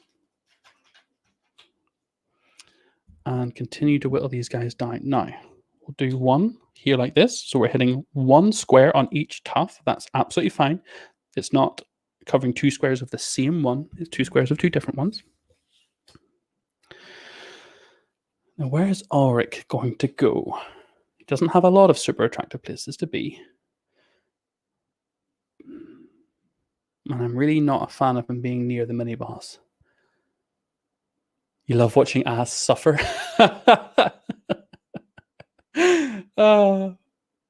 Yeah, that'll be something we have multiple examples for in the rulebook. Does shield disappear if you cover all the shamans? No, actually. So these shields are permanent even if you cover the shaman on the board. At least that is the current iteration of the rules. So it is.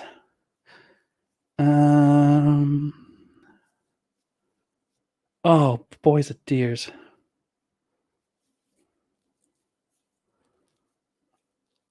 I'm really trying to ensure I don't fluff this up.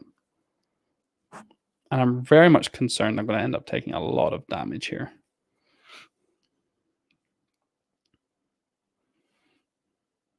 Oh. I'm having a real think. Doesn't have to be as. I like seeing people work out the puzzle. Oh man, I'm having a real brain burn right now to ensure that I do this the way I want to. I do think I've got it. It's that worry. So Bruxa is going to place a warden barracks. Oh, I'm going to have to move the mic a bit. Oh, put it like this. So I'm putting it over there with the magic blossom. And it's going to place 2 soldiers and then throw a dagger. And I think there. That's the awkward one. Yeah, that feels really good. Ish. Feels good-ish, I think. Oh, man. And then I need to throw a dagger. And that dagger is going to get thrown up to here. Like so. Then... Oh, boy, this is tense. Oh, man. This is sketchy. Super sketchy. Here's a question for you, Helena. Does adjacent count also the horde you're on? Or just the hordes around you? Important question that I don't know the answer to right now. Yeah, I have it. I have the plan. I just need to know that answer, actually. How can I make the players hate me? Please let me know if adjacent also includes you. I don't believe it does, actually, but I'm not sure. Because I think I'm going to be sending Ulrich and Bruxa very close to this mini boss, and that makes me very nervous, but excited. Oh. Yeah, here we go. I'm going to... Don't you pass the buck to Jesse? Does adjacent include the horde you're standing on? I'm going to activate Bruxa. I don't get to trigger her passive, unfortunately. I'm going to move her 1, 2 to here. Oh, this is risky. Then I'm going to trigger her Laughing Skulls ability. So I can return any number of skulls. I'm going to return 3. Yeah. And I'm going to place 3 2x1s in front of her. So she's going to go... Oh, wait, no, this is a magical attack. No, magical shield. No. Okay, hold on. We had to rethink. Oh, brutal. No. Oh, damn. Okay, it's fine. Is it fine? I think it's fine. I don't know if it's fine. Oh, I don't know if it's fine. Okay, let's... Oh, no. Do you know what? I think she could still do it, though. Oh, no. Helena question was, yeah, I don't know if she hasn't answered me yet, but it's okay. I think we're fine. Oh, man. I was hoping to blast that horde, blast this one with like 6 damage worth of tiles. And then it's like, nope, it's not. It's not going to happen. Please hold. Actually, it's okay. We'll hold on to it. It's fine. We'll not do it. I have another idea. So let's just have her do... Oh, no, let's do it, man. No. Oh, no, let's have her keep the skulls. And I'll use Dread Aura instead. So Dread Aura says, put a soldier on each horde adjacent to Bruxa. If she has 2 or more skulls, do not exhaust this ability. So I'm not going to exhaust it. I'm going to put 3 soldiers out. 1 will help to hold those guys in place. No. Okay, thank you. 1. Oh, is this good then? Oh, dang it. Yeah, it's still good. It still works. 1 there. And then 1 here. Oh, is it good though? Yeah, I think it's good. Oh, this is a real turning point. I love it so much. Okay, so we've just done Dread Aura, but we don't have to exhaust it. She's fine there. Now, activate Ulrich. Ulrich is going to go... Yeah, to here. He's going to rest, which will recover both of his abilities and bring both of my Sand Warriors back. Yeah, this feels really good. And I can have them move, but it doesn't really matter because they're going to go here and here. I'm going to take damage on my heroes from this mini boss for sure. That's kind of something I was trying to avoid, but it's going to happen. Definitely. Then for Bruxa, we're going to put a Hunter's Arbor here. We're going to use its ability to reduce it from a 2x1 to a single 1x1, and we're going to pew because it's physical damage. We don't need to worry about the shield. Then I think it's not going to be possible for me to deal with that horde, but it's okay. I don't really have an issue with it. This is going to get messy. I've certainly not done this in a very, very proper way, but we're going to do a bunch of upgrading and we're going to hang tight for next round. So Watcher Arbor is going to become a Sentinel Arbor. Boulder Circle, actually, don't want to upgrade it, want to keep it. Very much want to keep it, actually. So, or do I? No, check this out. So Boulder Circle goes back to the supply and becomes a Menthier Circle.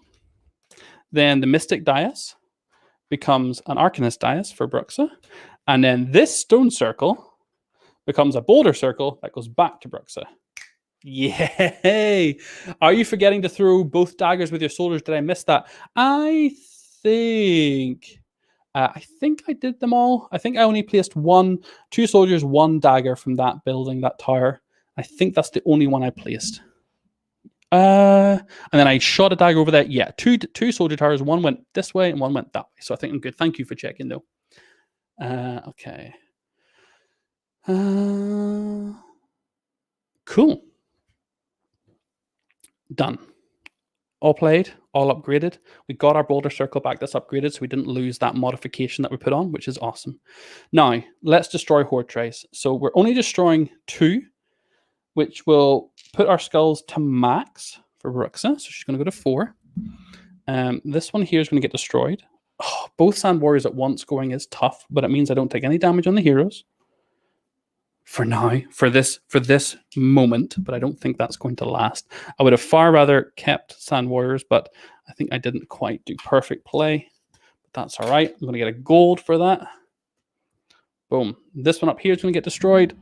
Boom. Get out of here.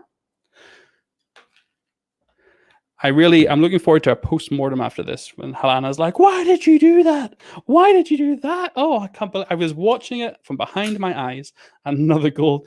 It was like watching a horror movie as you made bad decision after bad decision. So destroy. Now we're advancing. So this one's going to go 1, 2 because it's got speed.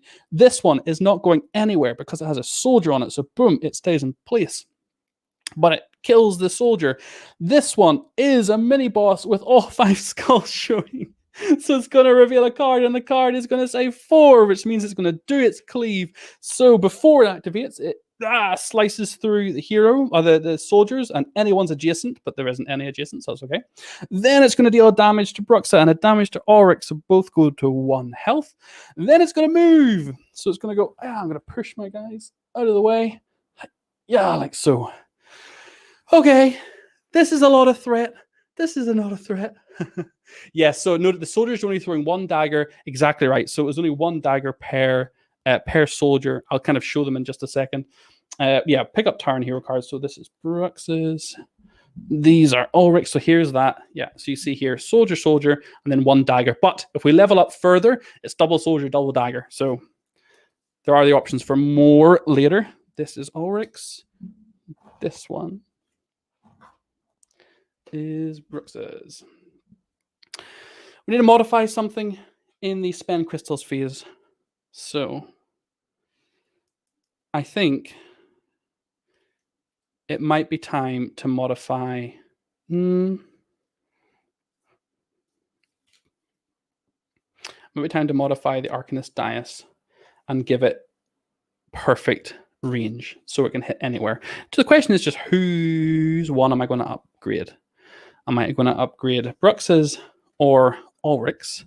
I think the answer is actually Brux's. I think, yeah. So that has been modified. Oh, as you're fine. Oh, as you're fine. So we're spent, and we're heading to the start of the round. Boom, first spawn point. It's another mini boss. Second spawn point. Oh no! The lava pool is about to erupt. Remove all crystals in the lava pool. Dang, I didn't get that one. And return them to the supply. This round, after hordes advance, heroes adjacent or on the lava pool suffer 2 damage. Okay, I'm going to leave that just here as a reminder. That's dead bad sad. Yeah, but at least we didn't get a horde. Then over here, who asked for it? Who asked for it? We now have physical damage human shields that need magic, and there's satyrs on it as well. Oh, goodness me. Goodness me indeed. Okay, pick up Bruxa. Okay. I'm just gonna go. I think this is it. It's go time. It's just time to be awesome. So there's some easy decisions to make. The easy decisions, we'll start with those. Physical. Boom. Physical damage. Straight in. It's going to blast and also have a modification. So we're going to get to put out 3 2x1s. And we're just going to start chunking through. Let's start with the speed. Cover the speed monsters first. And then the other one, yeah, go to here. Easy decisions. No sweat. Another similarly easy decision is over here. So we're going to do another same again, essentially. Well, not quite as much, unfortunately, because I didn't modify this one, and it's not in a perfect position. My decision to attack the hordes at the back is kind of coming back to haunt me now, as I need to start whittling and working down these ones that are now knocking on my doorstep. And yeah, the mini boss all of a sudden is a real cleave threat that I have to acknowledge. Next up, I think Ulrich can probably deal with that horde himself. In fact, 1, 2, 3, 4, 5, 6, 7. 1, 2, 3. He nearly can. At least he can do it well enough. Shall we say well enough? Let's do Brux's Arcanist Dice here with our modified perfect range. So boom, we don't care about your shield. We come straight down the middle. Wah! Get out of here. Done. Right, let's keep going. This feels good. Let's activate Bruxa. I think, no, we'll do her last because I know she's going to decimate the place. It's just whether I also need her to go and get that magic blossom. There's a chance I might need her to go get that magic blossom. There is a chance. Yeah, there is. We're staying away from the volcano. We're staying away from this mini boss. We're taking out that mini boss. We have to take out that mini boss, right? So if we're acknowledging that we have to, which I think we are, yeah, we're stretching across the table, and we're going to do 2 2x1s. Come on, I know you're hiding in there. There you are. Okay, this is going to be and cover those skulls and cover the damage. So like we're really taking down the mini boss threat. We know we've taken a 4 and a 2. So right now, the 3 or the 5, if they come up from the deck, would hurt us. Everything else would, well, only the 1 would be okay, but I think we can cover more. So I'm looking down. Ulrich hasn't activated yet. Let's grab his card. And now there's Bruxa. I would love it if Ulrich could fight here. I really would. I think that would be better if he could go there.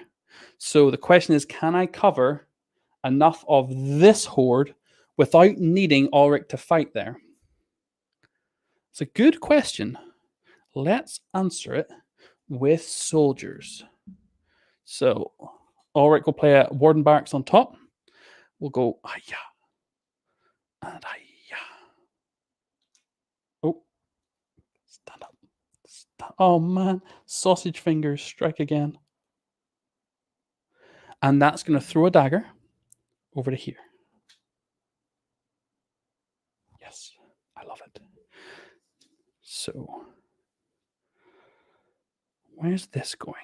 This is going there, probably, maybe, definitely, don't know, not sure. Might get upgraded. Okay, we're really thinking now. You got it exactly. So, Mike, the question is nearly what you're saying. The purple border is tough, which means when you place damage on top of it, like so, you can't cover more than one square at a time. So the skulls, you can have enemies like that have tough without the skulls, but essentially when you place a single tile down, it can only cover a maximum of one. Can't go there, can't go there. As ASMR. The sound of brain falling away like wet cake. And right now, I'm really wishing I had somebody else to destroy these hordes with me because my brain is melting and my sausage fingers. Oh my goodness, I love these horde trays. Thank God they're here because otherwise I'd be making a right mess. Okay, so I have these two left for Bruxa, and I have 2 towers left for all. These are Ulrichs. And then I have the 2 heroes themselves. The clutch part of this is that Bruxa's charge. She has all 4 skulls on her board, meaning when she activates, she's going to get to put down 4 single squares and a 2x1, meaning I've got 6 potential damage that I can split. So she really could take care of both of these hordes simultaneously if I can cover just 3 more from somewhere. And I'm so close. So close. So close. She can, right? She can. Can she? 1, 2, 3, 4, 5, 6, 7. She totally can. She absolutely can. Right, let's do this. We've got it. Right, so Bruxa plays a Warden Barracks to here, throws out Soldier. I love this game. Soldier. Then that throws a dagger, hitting 1 over here. Boom. Now we activate Bruxa. She triggers her passive. For every skull she has, she gets to put a single one. She has 4 skulls because we've been soaking up to death. She's going to do 1, 2, and 3. Because we positioned her really well. And then 1 here. Did I work this out right? Then she removes 3 skulls, so she's down to 1. And she places a 2x1. Unleash the death. That was all from her passive. Her actual activation, she's not going to move. She's just going to do a basic attack, 2x1 directly in front of her. Boom. Covered. She's done. She's not moving anywhere. Now, Auric's up. Auric activates. Auric's going to move to here for 1. There is a mini boss right here, but it's okay because we're going to rest with him. We're going to put him back to 2 health. When we rest, we bring his Sand Warriors back to the space he's in. And then they can move. So one's going to stay there, and the other one is going to move. Wait, lava. No, we're not adjacent. We're fine. The other one's just going to move away and chill out there for a future round. No attack because we rested. Oh, great. 3 hordes prepped. All going to die. All adjacent to Bruxa, which means she's going to earn all of those skulls back. Will she have a target to place them? She probably will. So perfect. She can chill where she is. Right. Bruxa has a Hunter Arbor left. Meanwhile, Ulrich has an Arcanist Dais. And I'm looking at where these could go. I think they're going nowhere. I think these are all getting upgraded. Hunter Arbor becomes a Watcher Arbor for Ulrich. Arcanist Dais is definitely becoming an Eldritch Dais for Bruxa. And then I have this for Ulrich. I don't really want to upgrade it because I'm going to... I don't want to upgrade it because I'm going to lose the modification. But where could it go? Could go here and just do 2x1, which is really the weakest possible damage it could do. But anything against a tough mini-boss feels good, right? Feels good. So, boom. Down it goes. I mean, we could have bought it back. We got red, and that's going to be blossoms. So, no, we couldn't have bought it back immediately. Yep, that's the call. Okay, we're all played down. Everything's been played. All towers, all heroes. Let us destroy some horde trays. So, this one, first of all. And this, I know that we're going to get 3 skulls back, which is going to fill Brux's whole passive ability again for next round. I don't know if Halana can confirm, but I think Brooks is in for a nerf. She might be getting nerfed. That worked out. That, I mean, to be fair, I feel like I really misplayed, but Bruxa being able to stay near all of these hordes getting destroyed has absolutely enabled me to kind of recover through. Wait, if Bruxa has 4 skulls, remove 3 and deal 2 bronze. That's it. You got it exactly right. She does 4 1x1s, then you remove 3. She does a 2x1, and she's basically resetting herself as she deals all of that damage she's soaked up. Then this one's getting destroyed. Ulrich will not take damage thanks to the trusty Sand Warrior. And as a reminder, these are very much prototype components. If you're getting the deluxe edition or the Elemental Horde or the Kingdom Pledge, you won't have meeples. You'll have actual little Sand Warrior miniatures. And then, yeah, get out of here, mini boss. You are done, my friend. Yeah.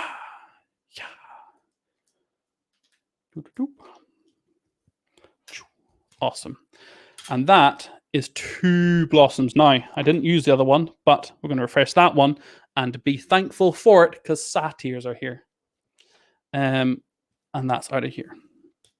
Advanced Horde Trays. So this one's going to try and go first. We've got to reveal a card. It's got 4 skulls. It's the 1. So it will trigger. So it kills all soldiers on or adjacent. Then it deals a damage to adjacent and on heroes, which is Ulrich going from 2 to 1. Thank goodness we recovered last round. Then it's going to move 1. Then over here, it's just a simple move of 1. And then we are picking up Tyrant hero cards. So, yes.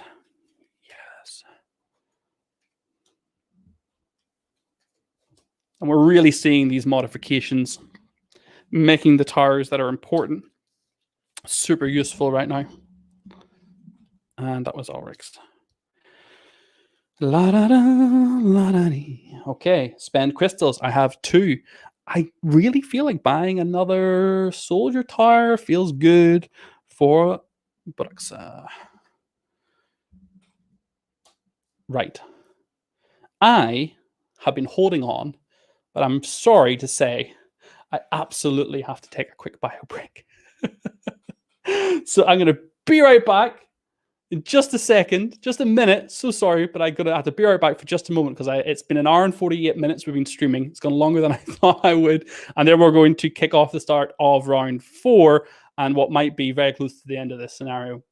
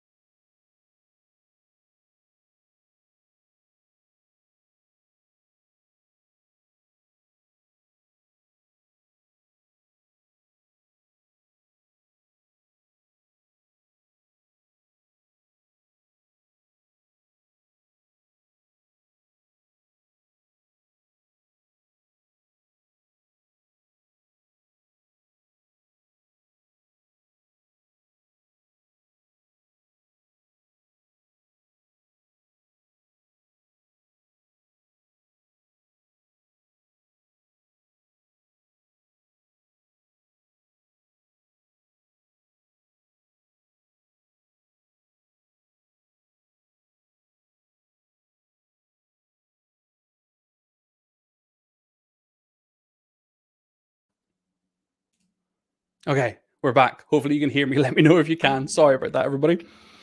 Well, now we're waiting. Are there any environmental effects in the game that heal heroes? I want to say there are. Or at least, yeah, I think there will be something like that. Halan's good here. Jonathan says, thanks for helping make it. Hope it will be great assistance in the future. Really love the thinking and puzzling involved. That's awesome. Okay. Hopefully I'm back. Is my mic on? Definitely looks like it's on. Okay. You'll let me know if it's not on. I imagine I'll get a message in like 10 seconds saying, we can't hear you. My chair is stuck. There we go. Start of the round. Let's spawn some hordes. Oh, fast, super fast satyrs. This one again, it's going to spawn and jump, but thankfully it's another green horde, so not the end of the world. And I have Bruxa lined up to just open up death upon that. But over here we have a mini boss. Okay, now as a quick reminder, this scenario. Where did I put the scenario card? Did I put it beneath this? Nope, it's over by my kingdom where it should be. This one says at the end, the round in which the third mini boss, so we have killed 1, 2, 3. The round in which the third mini boss is defeated is the final round. At the end of it, all hordes left in play advance until they reach the kingdom. So I can kind of determine when this is going to be. There are still 4 more cards to come from the spawn decks. So when I destroy the third mini boss, is going to literally determine when the scenario ends. We did have, of course, the lava pool erupting as well, which should have happened after hordes advance, but we had nowhere near it. But we did lose that chance to get the crystal because I really didn't. I kind of have been sending my heroes back and forth a little bit, and then they had to run back to defend there. So yeah, unfortunately, I lost a crystal. But hey, it's not the end of the world. We're doing all right. Okay, grab Bruxa, grab Ulrich. So let's start assessing the situation.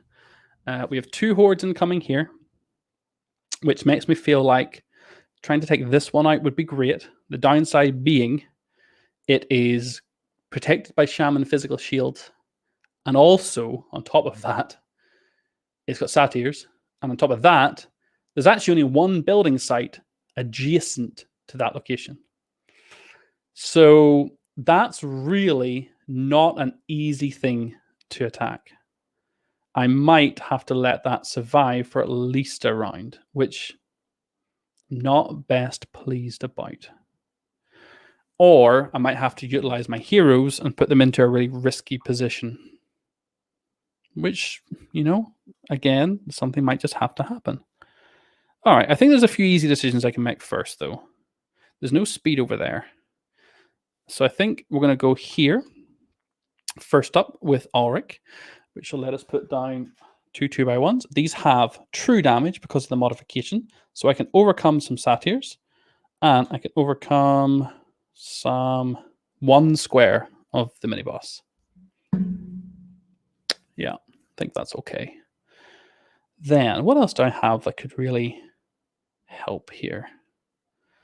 I feel like this Eldritch Dais from Bruxa really wants to be... Well, I think it wants to be here, actually. Because now we can do... Because we're at the Eldritch Dais, we're at the max level. We haven't increased the damage, but what we have done is split up the potential damage tiles that it places. Come on, little one. Where are you? There you are. So I can do a 2x1 and then 2 singles. So I can actually go bam, and then put a single in there and another single in there, meaning we are really close to taking out this mini boss, which I like a lot. Like a lot. That's good. Which means I actually feel like I might go for this now. Now that I realize I can put out quite so much damage here, I think I might continue putting quite a bit of damage out here. So let's activate Ulrich. Let's have Ulrich go 1 to here. Actually, let's have Ulrich go 1, 2, 3. So we'll trigger the Blossom on the way through. Yeah, that feels good. So we can put 2 singles down.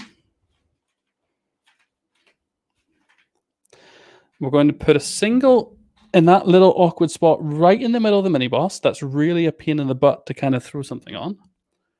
Then we're going to put a single on this little satyr, like so, because these are true damage. Then we're going to move the Sand Warrior as part of Ulrich's action. He's going to move to there. And then I need to decide, what Ulrich's going to do. I think it's a good chance what Ulrich is going to do here is Flurry. Or use his ability, Blood and Sand. No, Flurry feels good. So I'm going to trigger Flurry, which is 2 singles and a double. So we'll put, whoops, a double here, a single there, and a single there. Then let's do this as efficiently as we can.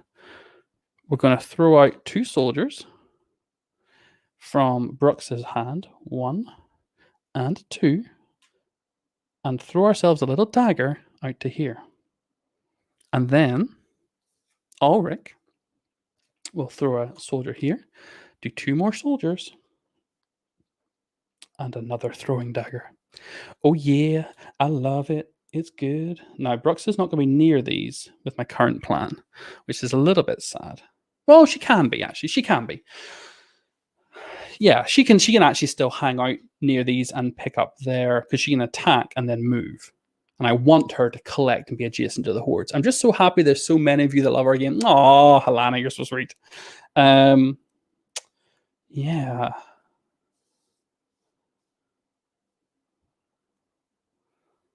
I probably haven't made the best use of this boulder circle. But you know what's going to happen? Oh, no. I was about to put down really boldly this gorgeous Menhir Tower, which I am going to play. No, do you know what? It might be time to upgrade to level 4. Oh. It could be our first level 4. The level 4s have changed a little bit from the campaign, though. So what you'll see on the campaign page will be a little bit different. Okay, let's activate Bruxa. So she's going to do same again, remove 3 skulls. So she's going to get to put 4 singles and then a double down. And she's got a horde immediately in front of her that we can dish out that damage to.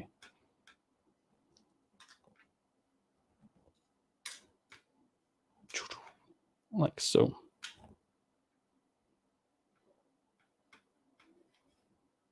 Then I'm going to have her do her basic attack, which is a 2x1. I think that, yeah, that feels pretty good.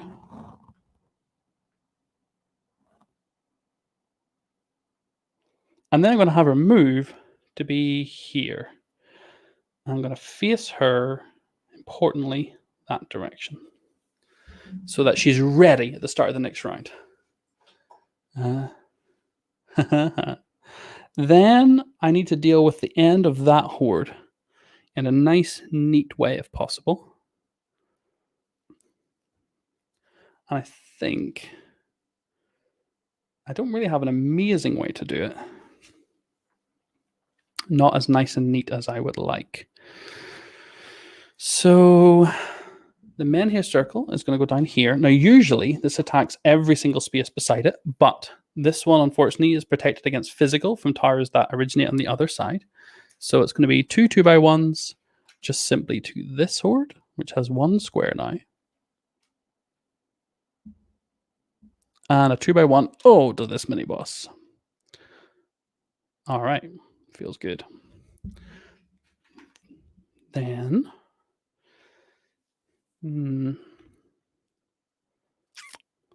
questions. I really want to take that out now. There's no point leaving it there on its own.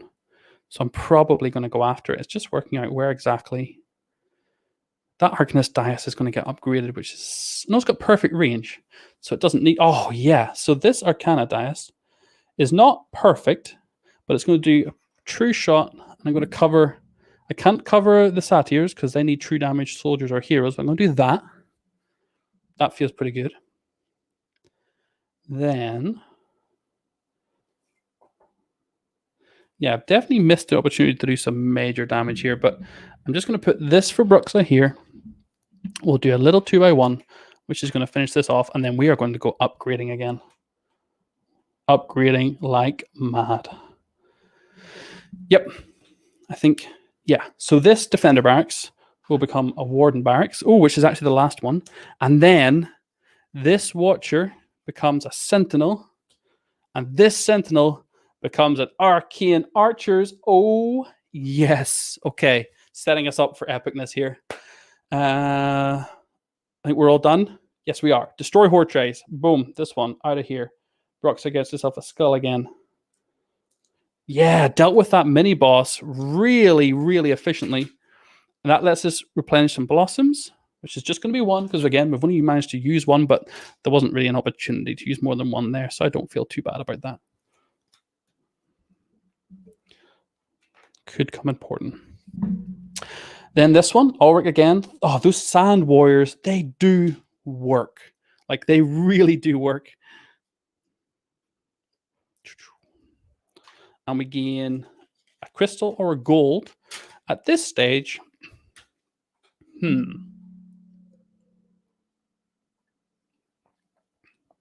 what's that? A green? So I'm going to get the gold.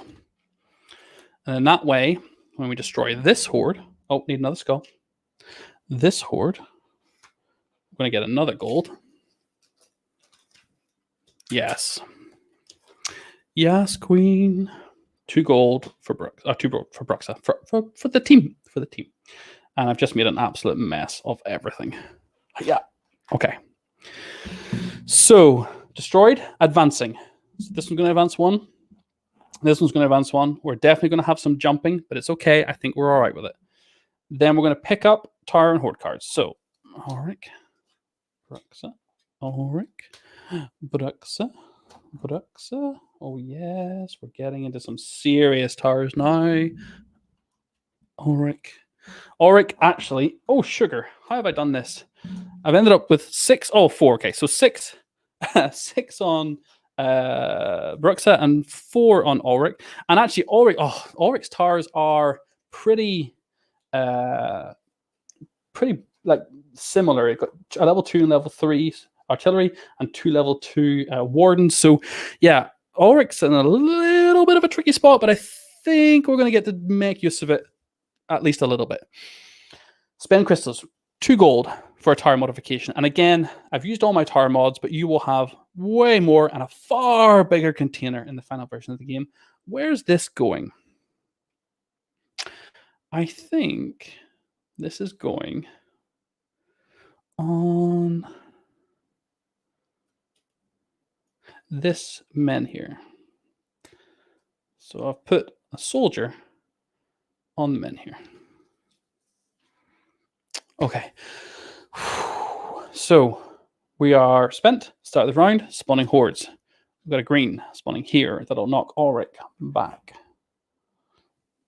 We've then got a green over here that doesn't have a space to spawn, so it's going to jump on. Oh my goodness, that's a lot of tough on a green. And then we got this one up here. Oh, sugar me. Okay, we got a lot to deal with. I think we got this. So I've only got 1 mini boss left. So the round in which I destroy that mini boss is the last round. So it could be this one if we decide to take it down, or it could be another one if we decide not to. Very much depends on what I want to do here. I think there's going to be some obvious decisions again. The first one is going to be really taking advantage of some of the modifications we put down, which I'm really happy about. We're going to play this boulder circle here. It has true damage. So it's 2 2x1s. One of them, I'll utilize the true damage to take out satyrs. And one will go over here, and we'll just whittle down some of those tough guys a little bit. Like so. Then we're going to whip out the men here circle. Which actually, yeah, I still feel like, despite the awkwardness, that this is good. Quick question. No, I don't need a question. That's fine, actually. Ugh. Yeah, that's fine. Oh, is it fine? I'm going to waste that soldier. No, it's okay. No, it's... Oh. Am I committing to trying to tear out the mini boss now? That's the question. I feel like the answer is yes. I'm just going to go for it. I'm just going to go for it. So that means soldier here. And then 2 2x1s. Can't do all 3 because of the shaman barrier. Yeah, I'm not sure if this is wise or not. I hope I can do this. 1 2 3. Well, we're going to go for it. So, keeping this one, because that one's going to do that. I'm going to go for this, keeping that one as well. Bruxa really has all the damage potential right now on her tiles. And Ulrich has the flexibility thanks to soldiers and daggers. The key is where I want the soldiers and daggers to be and where I want my heroes to be. That is like, and I might sacrifice heroes right here to try and get this in a single turn. And it's risky, but I think it is what's needed. So we're going to throw out the Warden Barracks up here for Ulrich. He's going to cover 1 and 2. And then we've got a dagger to throw. The dagger's going to get thrown over to here. Okay, we don't have to kill a mini-boss. So I can still leave that open myself. If I decide not to kill the mini-boss, that means this wouldn't be the last round. So I can still, I don't have to commit 100% to this kind of crazy mad play. But it's feeling pretty likely right now. So let's activate Bruxa. Let's trigger her passive, which is 3 individual little shitty guys, because she has 3 skulls. We go pew, pew, and pew. Then she's going to go 1, 2, 3. Then move the microphone a bit. We're going to trigger this blossom.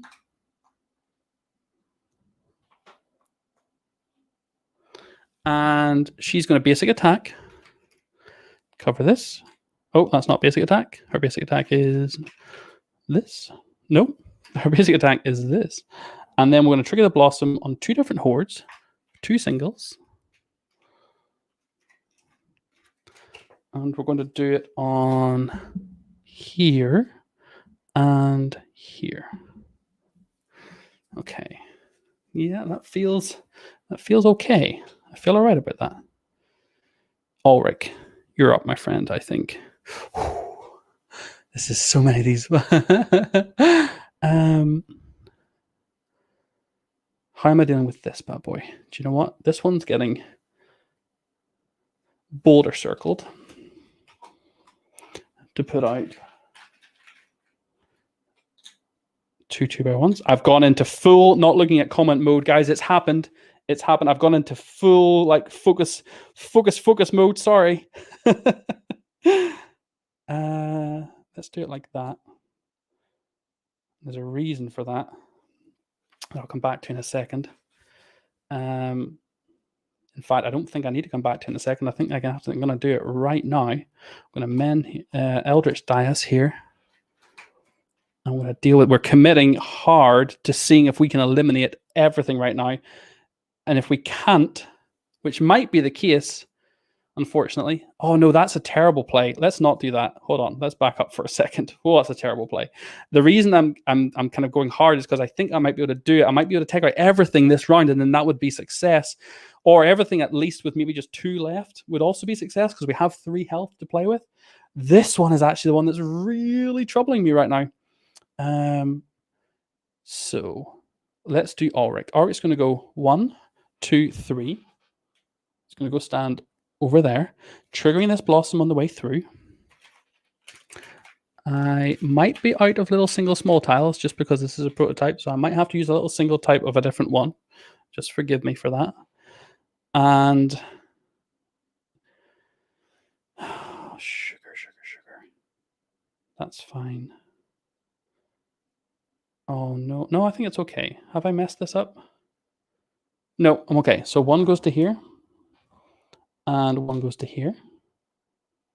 And then with Ulrich, we're going to use Blood and Sand to place a 2x1 and place a Sand Warrior anywhere. I'm going to place it here. Okay, I don't know if I can get enough damage over there. This is really, really, really tight. It's going to come down to these Sentinels. And also to this Arcanist Dias that I have upgraded. So it's 4, 5, 6, 7, 8, 9, 10. Oh, there's so much damage still on the table right now that I have not dealt with yet. Oh boy. I don't know if I'm going to be able to make this or not. It's going to be so close. Okay, let's do what we can. So let's put a Warden Barracks out here. Let's throw out 2 soldiers.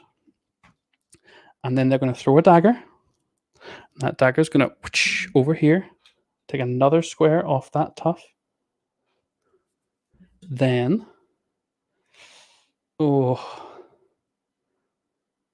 yeah, I feel like the Sentinel Arbor going here is pretty good.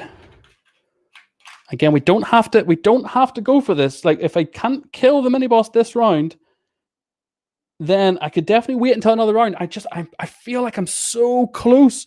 Like, I really can just, I could taste it. And I really want to get it. So I've still got this from Ulrich, which can go here, right? Yeah. Because we haven't played 2 towers there. It's going to place 2 soldiers. 1, 2, and throw a dagger. Oh my goodness, we're so close. We place... I'm not going to have enough building sites is my problem. No! Leaving Bruxa on top of that building site might be the thing that really... because I've run out of towers with Ulrich. I only have 1 building site left for Bruxa. Oh no. We have to abort, which means Ulrich's going to get knocked out if that's the case. Oh no, I'm so close. This is brutal. I can only play 1 more tower. Which, if that's the case, I need to try. I can't take them both out. Oh no. If that's the case, which one do I want to take out then? The one that's... there's no... Oh no. This is an as question. I do believe it's going to be this. Yes, it is indeed. Everything, as far as I'm aware, everything will be available on the German campaign as well.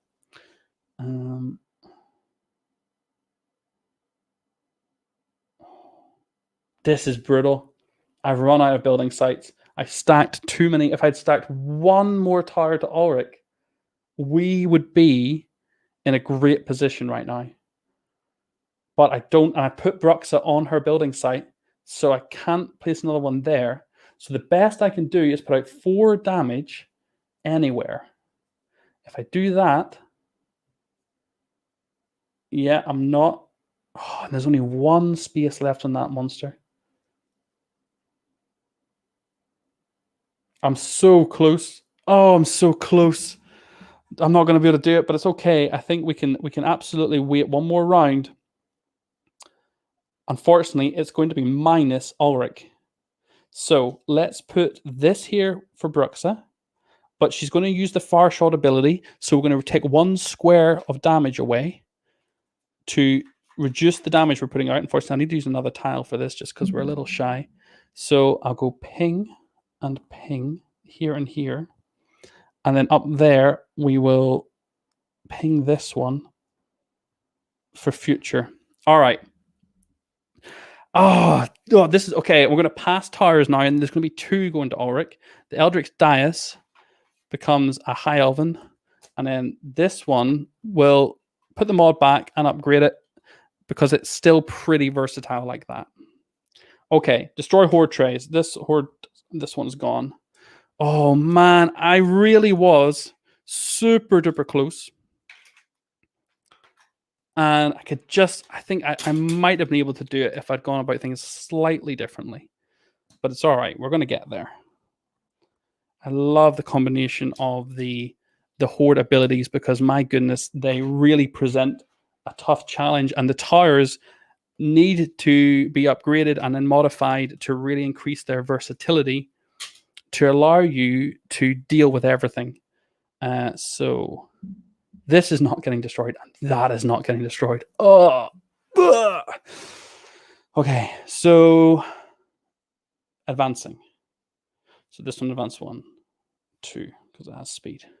This one draws a card. It does trigger the ability, which really doesn't matter too much because what it's going to do is destroy all the soldiers,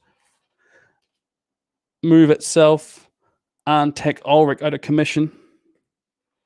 Ulrich, no! Technically, I should just lie him down there, but I'm going to move him out of the way because this is now going to move 1 and then jump 2 to there because of the speed now being revealed. Oh, brutal. We did get a skull on Bruxa. So she's back to 4, which, well, is not ideal. She's not going to get to use all of it because there's just that little one in front of it. But Skull! We got it. Right. So, yeah, rough. Right, pick up Tower and Hero cards.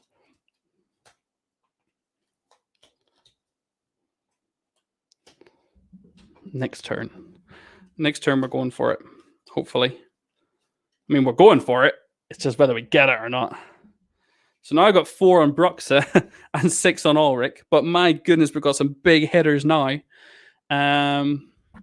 Okay. That's fine. We don't have enough gold or crystals to buy anything. So we're going on to the next round. Oh, that's a big horde. Oh.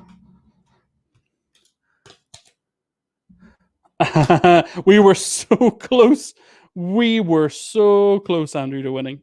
We were really right there, and we just couldn't clinch it. And now, well, we've got an interesting situation, I think it's fair to say. Okay. So first things first is I'll play Ulrich's hero card to his board for him to regenerate, and he will bring him back next turn.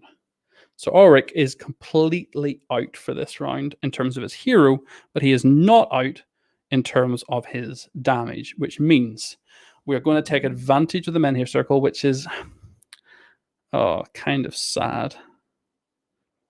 Which one has... Oh, no. This is so rough. So rough. We were literally right there. Right there, man. We were so close. So close. Okay.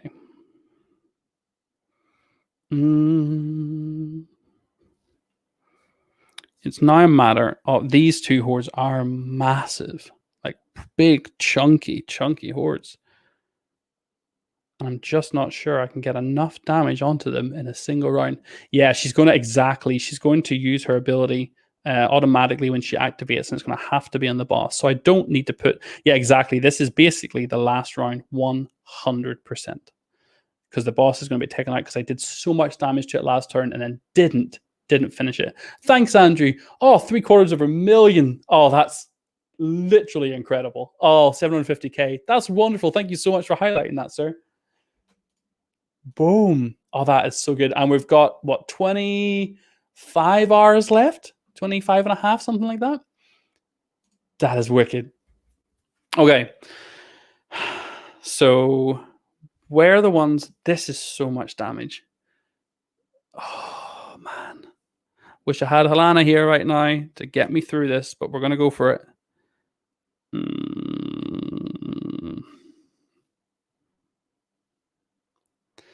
I mean, Brux's activation is going to happen because I kind of just need to do it and get it over with. So she's going to basically go pew, pew. And it technically should have another 2 skulls and another 2x1 to place there. And I remove 3 skulls. It's not the end of the world. It's fine. Can't believe losing Ulrich. Oh, losing Ulrich last turn. Just grim. Okay, so what she's going to do is she's going to go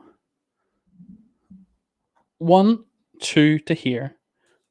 She's going to commit herself to basically sacrificing herself and do her basic attack to there. In fact, is that... Yeah, I mean, that's really pretty decent. Because that horde is in an awkward corner where I really am having to deal with it best I can.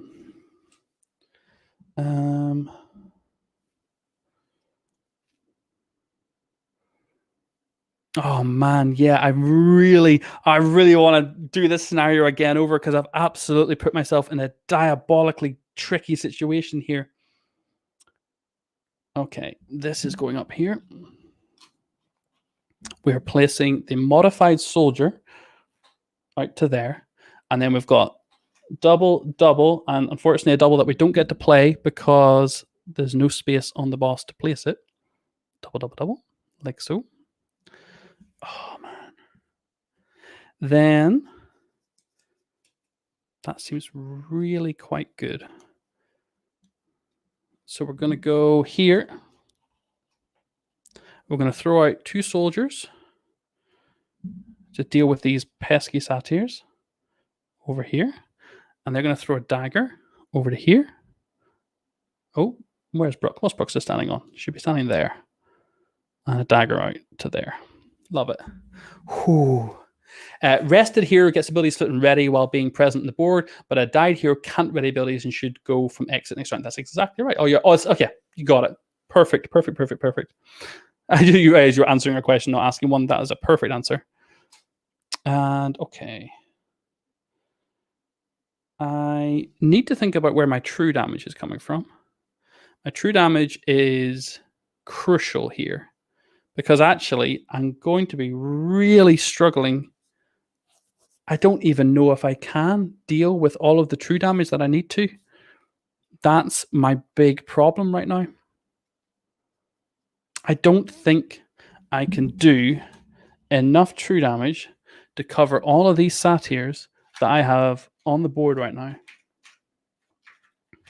Oh, this is brilliant. Come on, little 2x1. Where are you? I know you're hiding in there. No, 3x1? Where have I put all my 2x1s? All right, 2 singles will do. I mean, it's the same thing. Boom, like so. And yeah, Brux's passive ability essentially made it so I had to trigger. No, we're good. Okay. We still got this. So now we go here with Ulrich. 2 soldiers. We'll cover these 2 satyrs. And throw another dagger. Oh man, we are close. Again, close. Okay. Oh man, yeah, this is like going to be to the wire. Okay. Feel like, oh, that's an interesting one. Oh boy. That's no good. That's potentially really good. That comes with far shot. So I think we go here and we play a 2x1 with far shot all the way up to here. And then 2 singles. Oh, come on, give me another single. I know there's another one in there. There we go. 2 singles just go here and here. Alana, does the time warp ability cover a horde? I assume not. But essentially, I'll be putting a time warp here to ignore their speed ability. Not that it matters at this stage, but they would be ignoring their speed ability, which could be really good earlier in the game. Then, Ulrich, my friend. This is going here. And we're going to do essentially this. I'm just going to do that right there. It's not quite the shape, but it's going to do exactly the same as 2s and 1s. I think. Is that right? Is that the place to put that? Kind of feel like it's not. Kind of feel like the place to put that is actually here and do the same thing. Oh, yeah, I think that's better. And the reason for that is I'm going to put these 2 soldiers here. One of which is going to go there. One of which is going to go there. Oh, we're going to be so close. One there. And then, yes, we throw a dagger out to here. We're going to be so close. Then, oh man, can I get enough? If I put this in the corner, and we're going to reduce the damage by 1, so it's going to be a 2x1 and 2 singles. Yeah, which means it can far shot all the way over to here. Although, actually, there seems better. And there. Oh my goodness. I've only got 2 towers left. Then we go here. Oh, this is going to literally be like 2 or 3 damage away from what I need.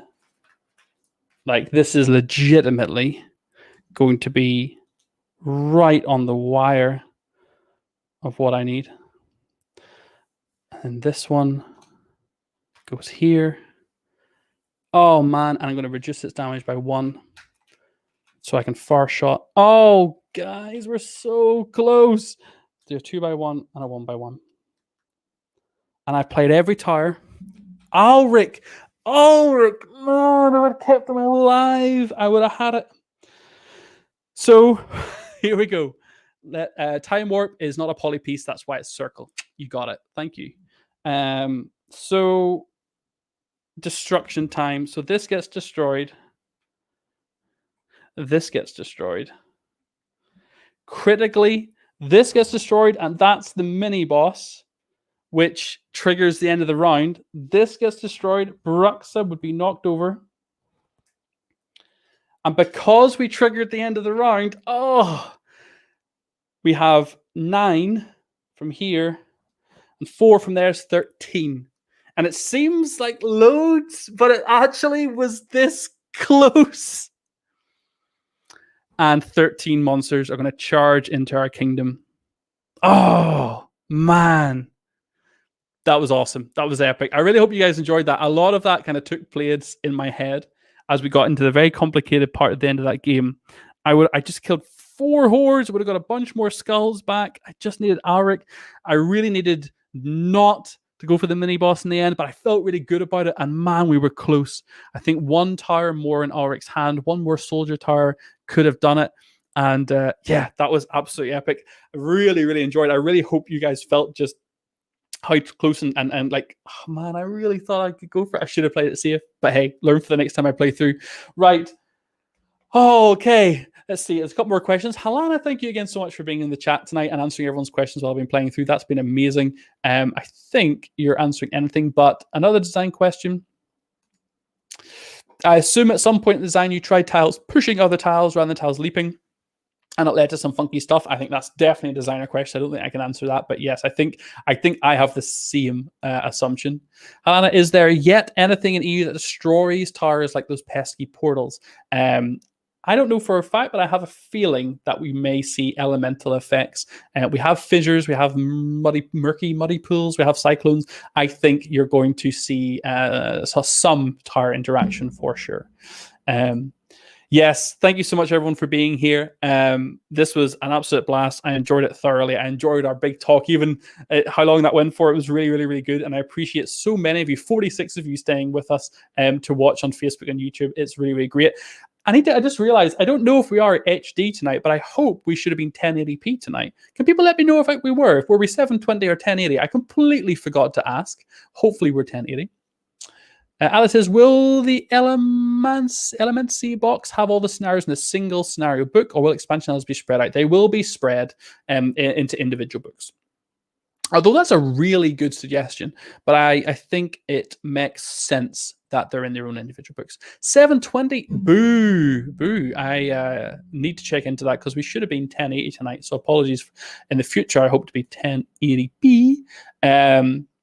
Thanks for the game, man. Have a great night. Thank you, Dominic. It was great to have you here. And on Game Found ends in about 25 hours, literally around this time, I think midnight CET or 11 GMT tomorrow, the campaign ends. The Pledge Manager will open about 2 to 3 weeks after the campaign ends, so you will still have the opportunity to pick up stuff if you don't get it, but it would be awesome to have you involved in the campaign now if you're able. Okay, I'm going to wrap it up there, go and get myself some more water, and say thank you everyone so much for being here. It was a real pleasure, and thank you, Helena, so much for being in the chat and answering all those questions, and for everybody else involved answering and asking questions. It's lovely to see that even when I'm in full horde destruction mode. So until next time, and with 1 day left in the campaign and 750,000 raised already, thank you so much for everything and for being involved. And yeah, I will see you very soon.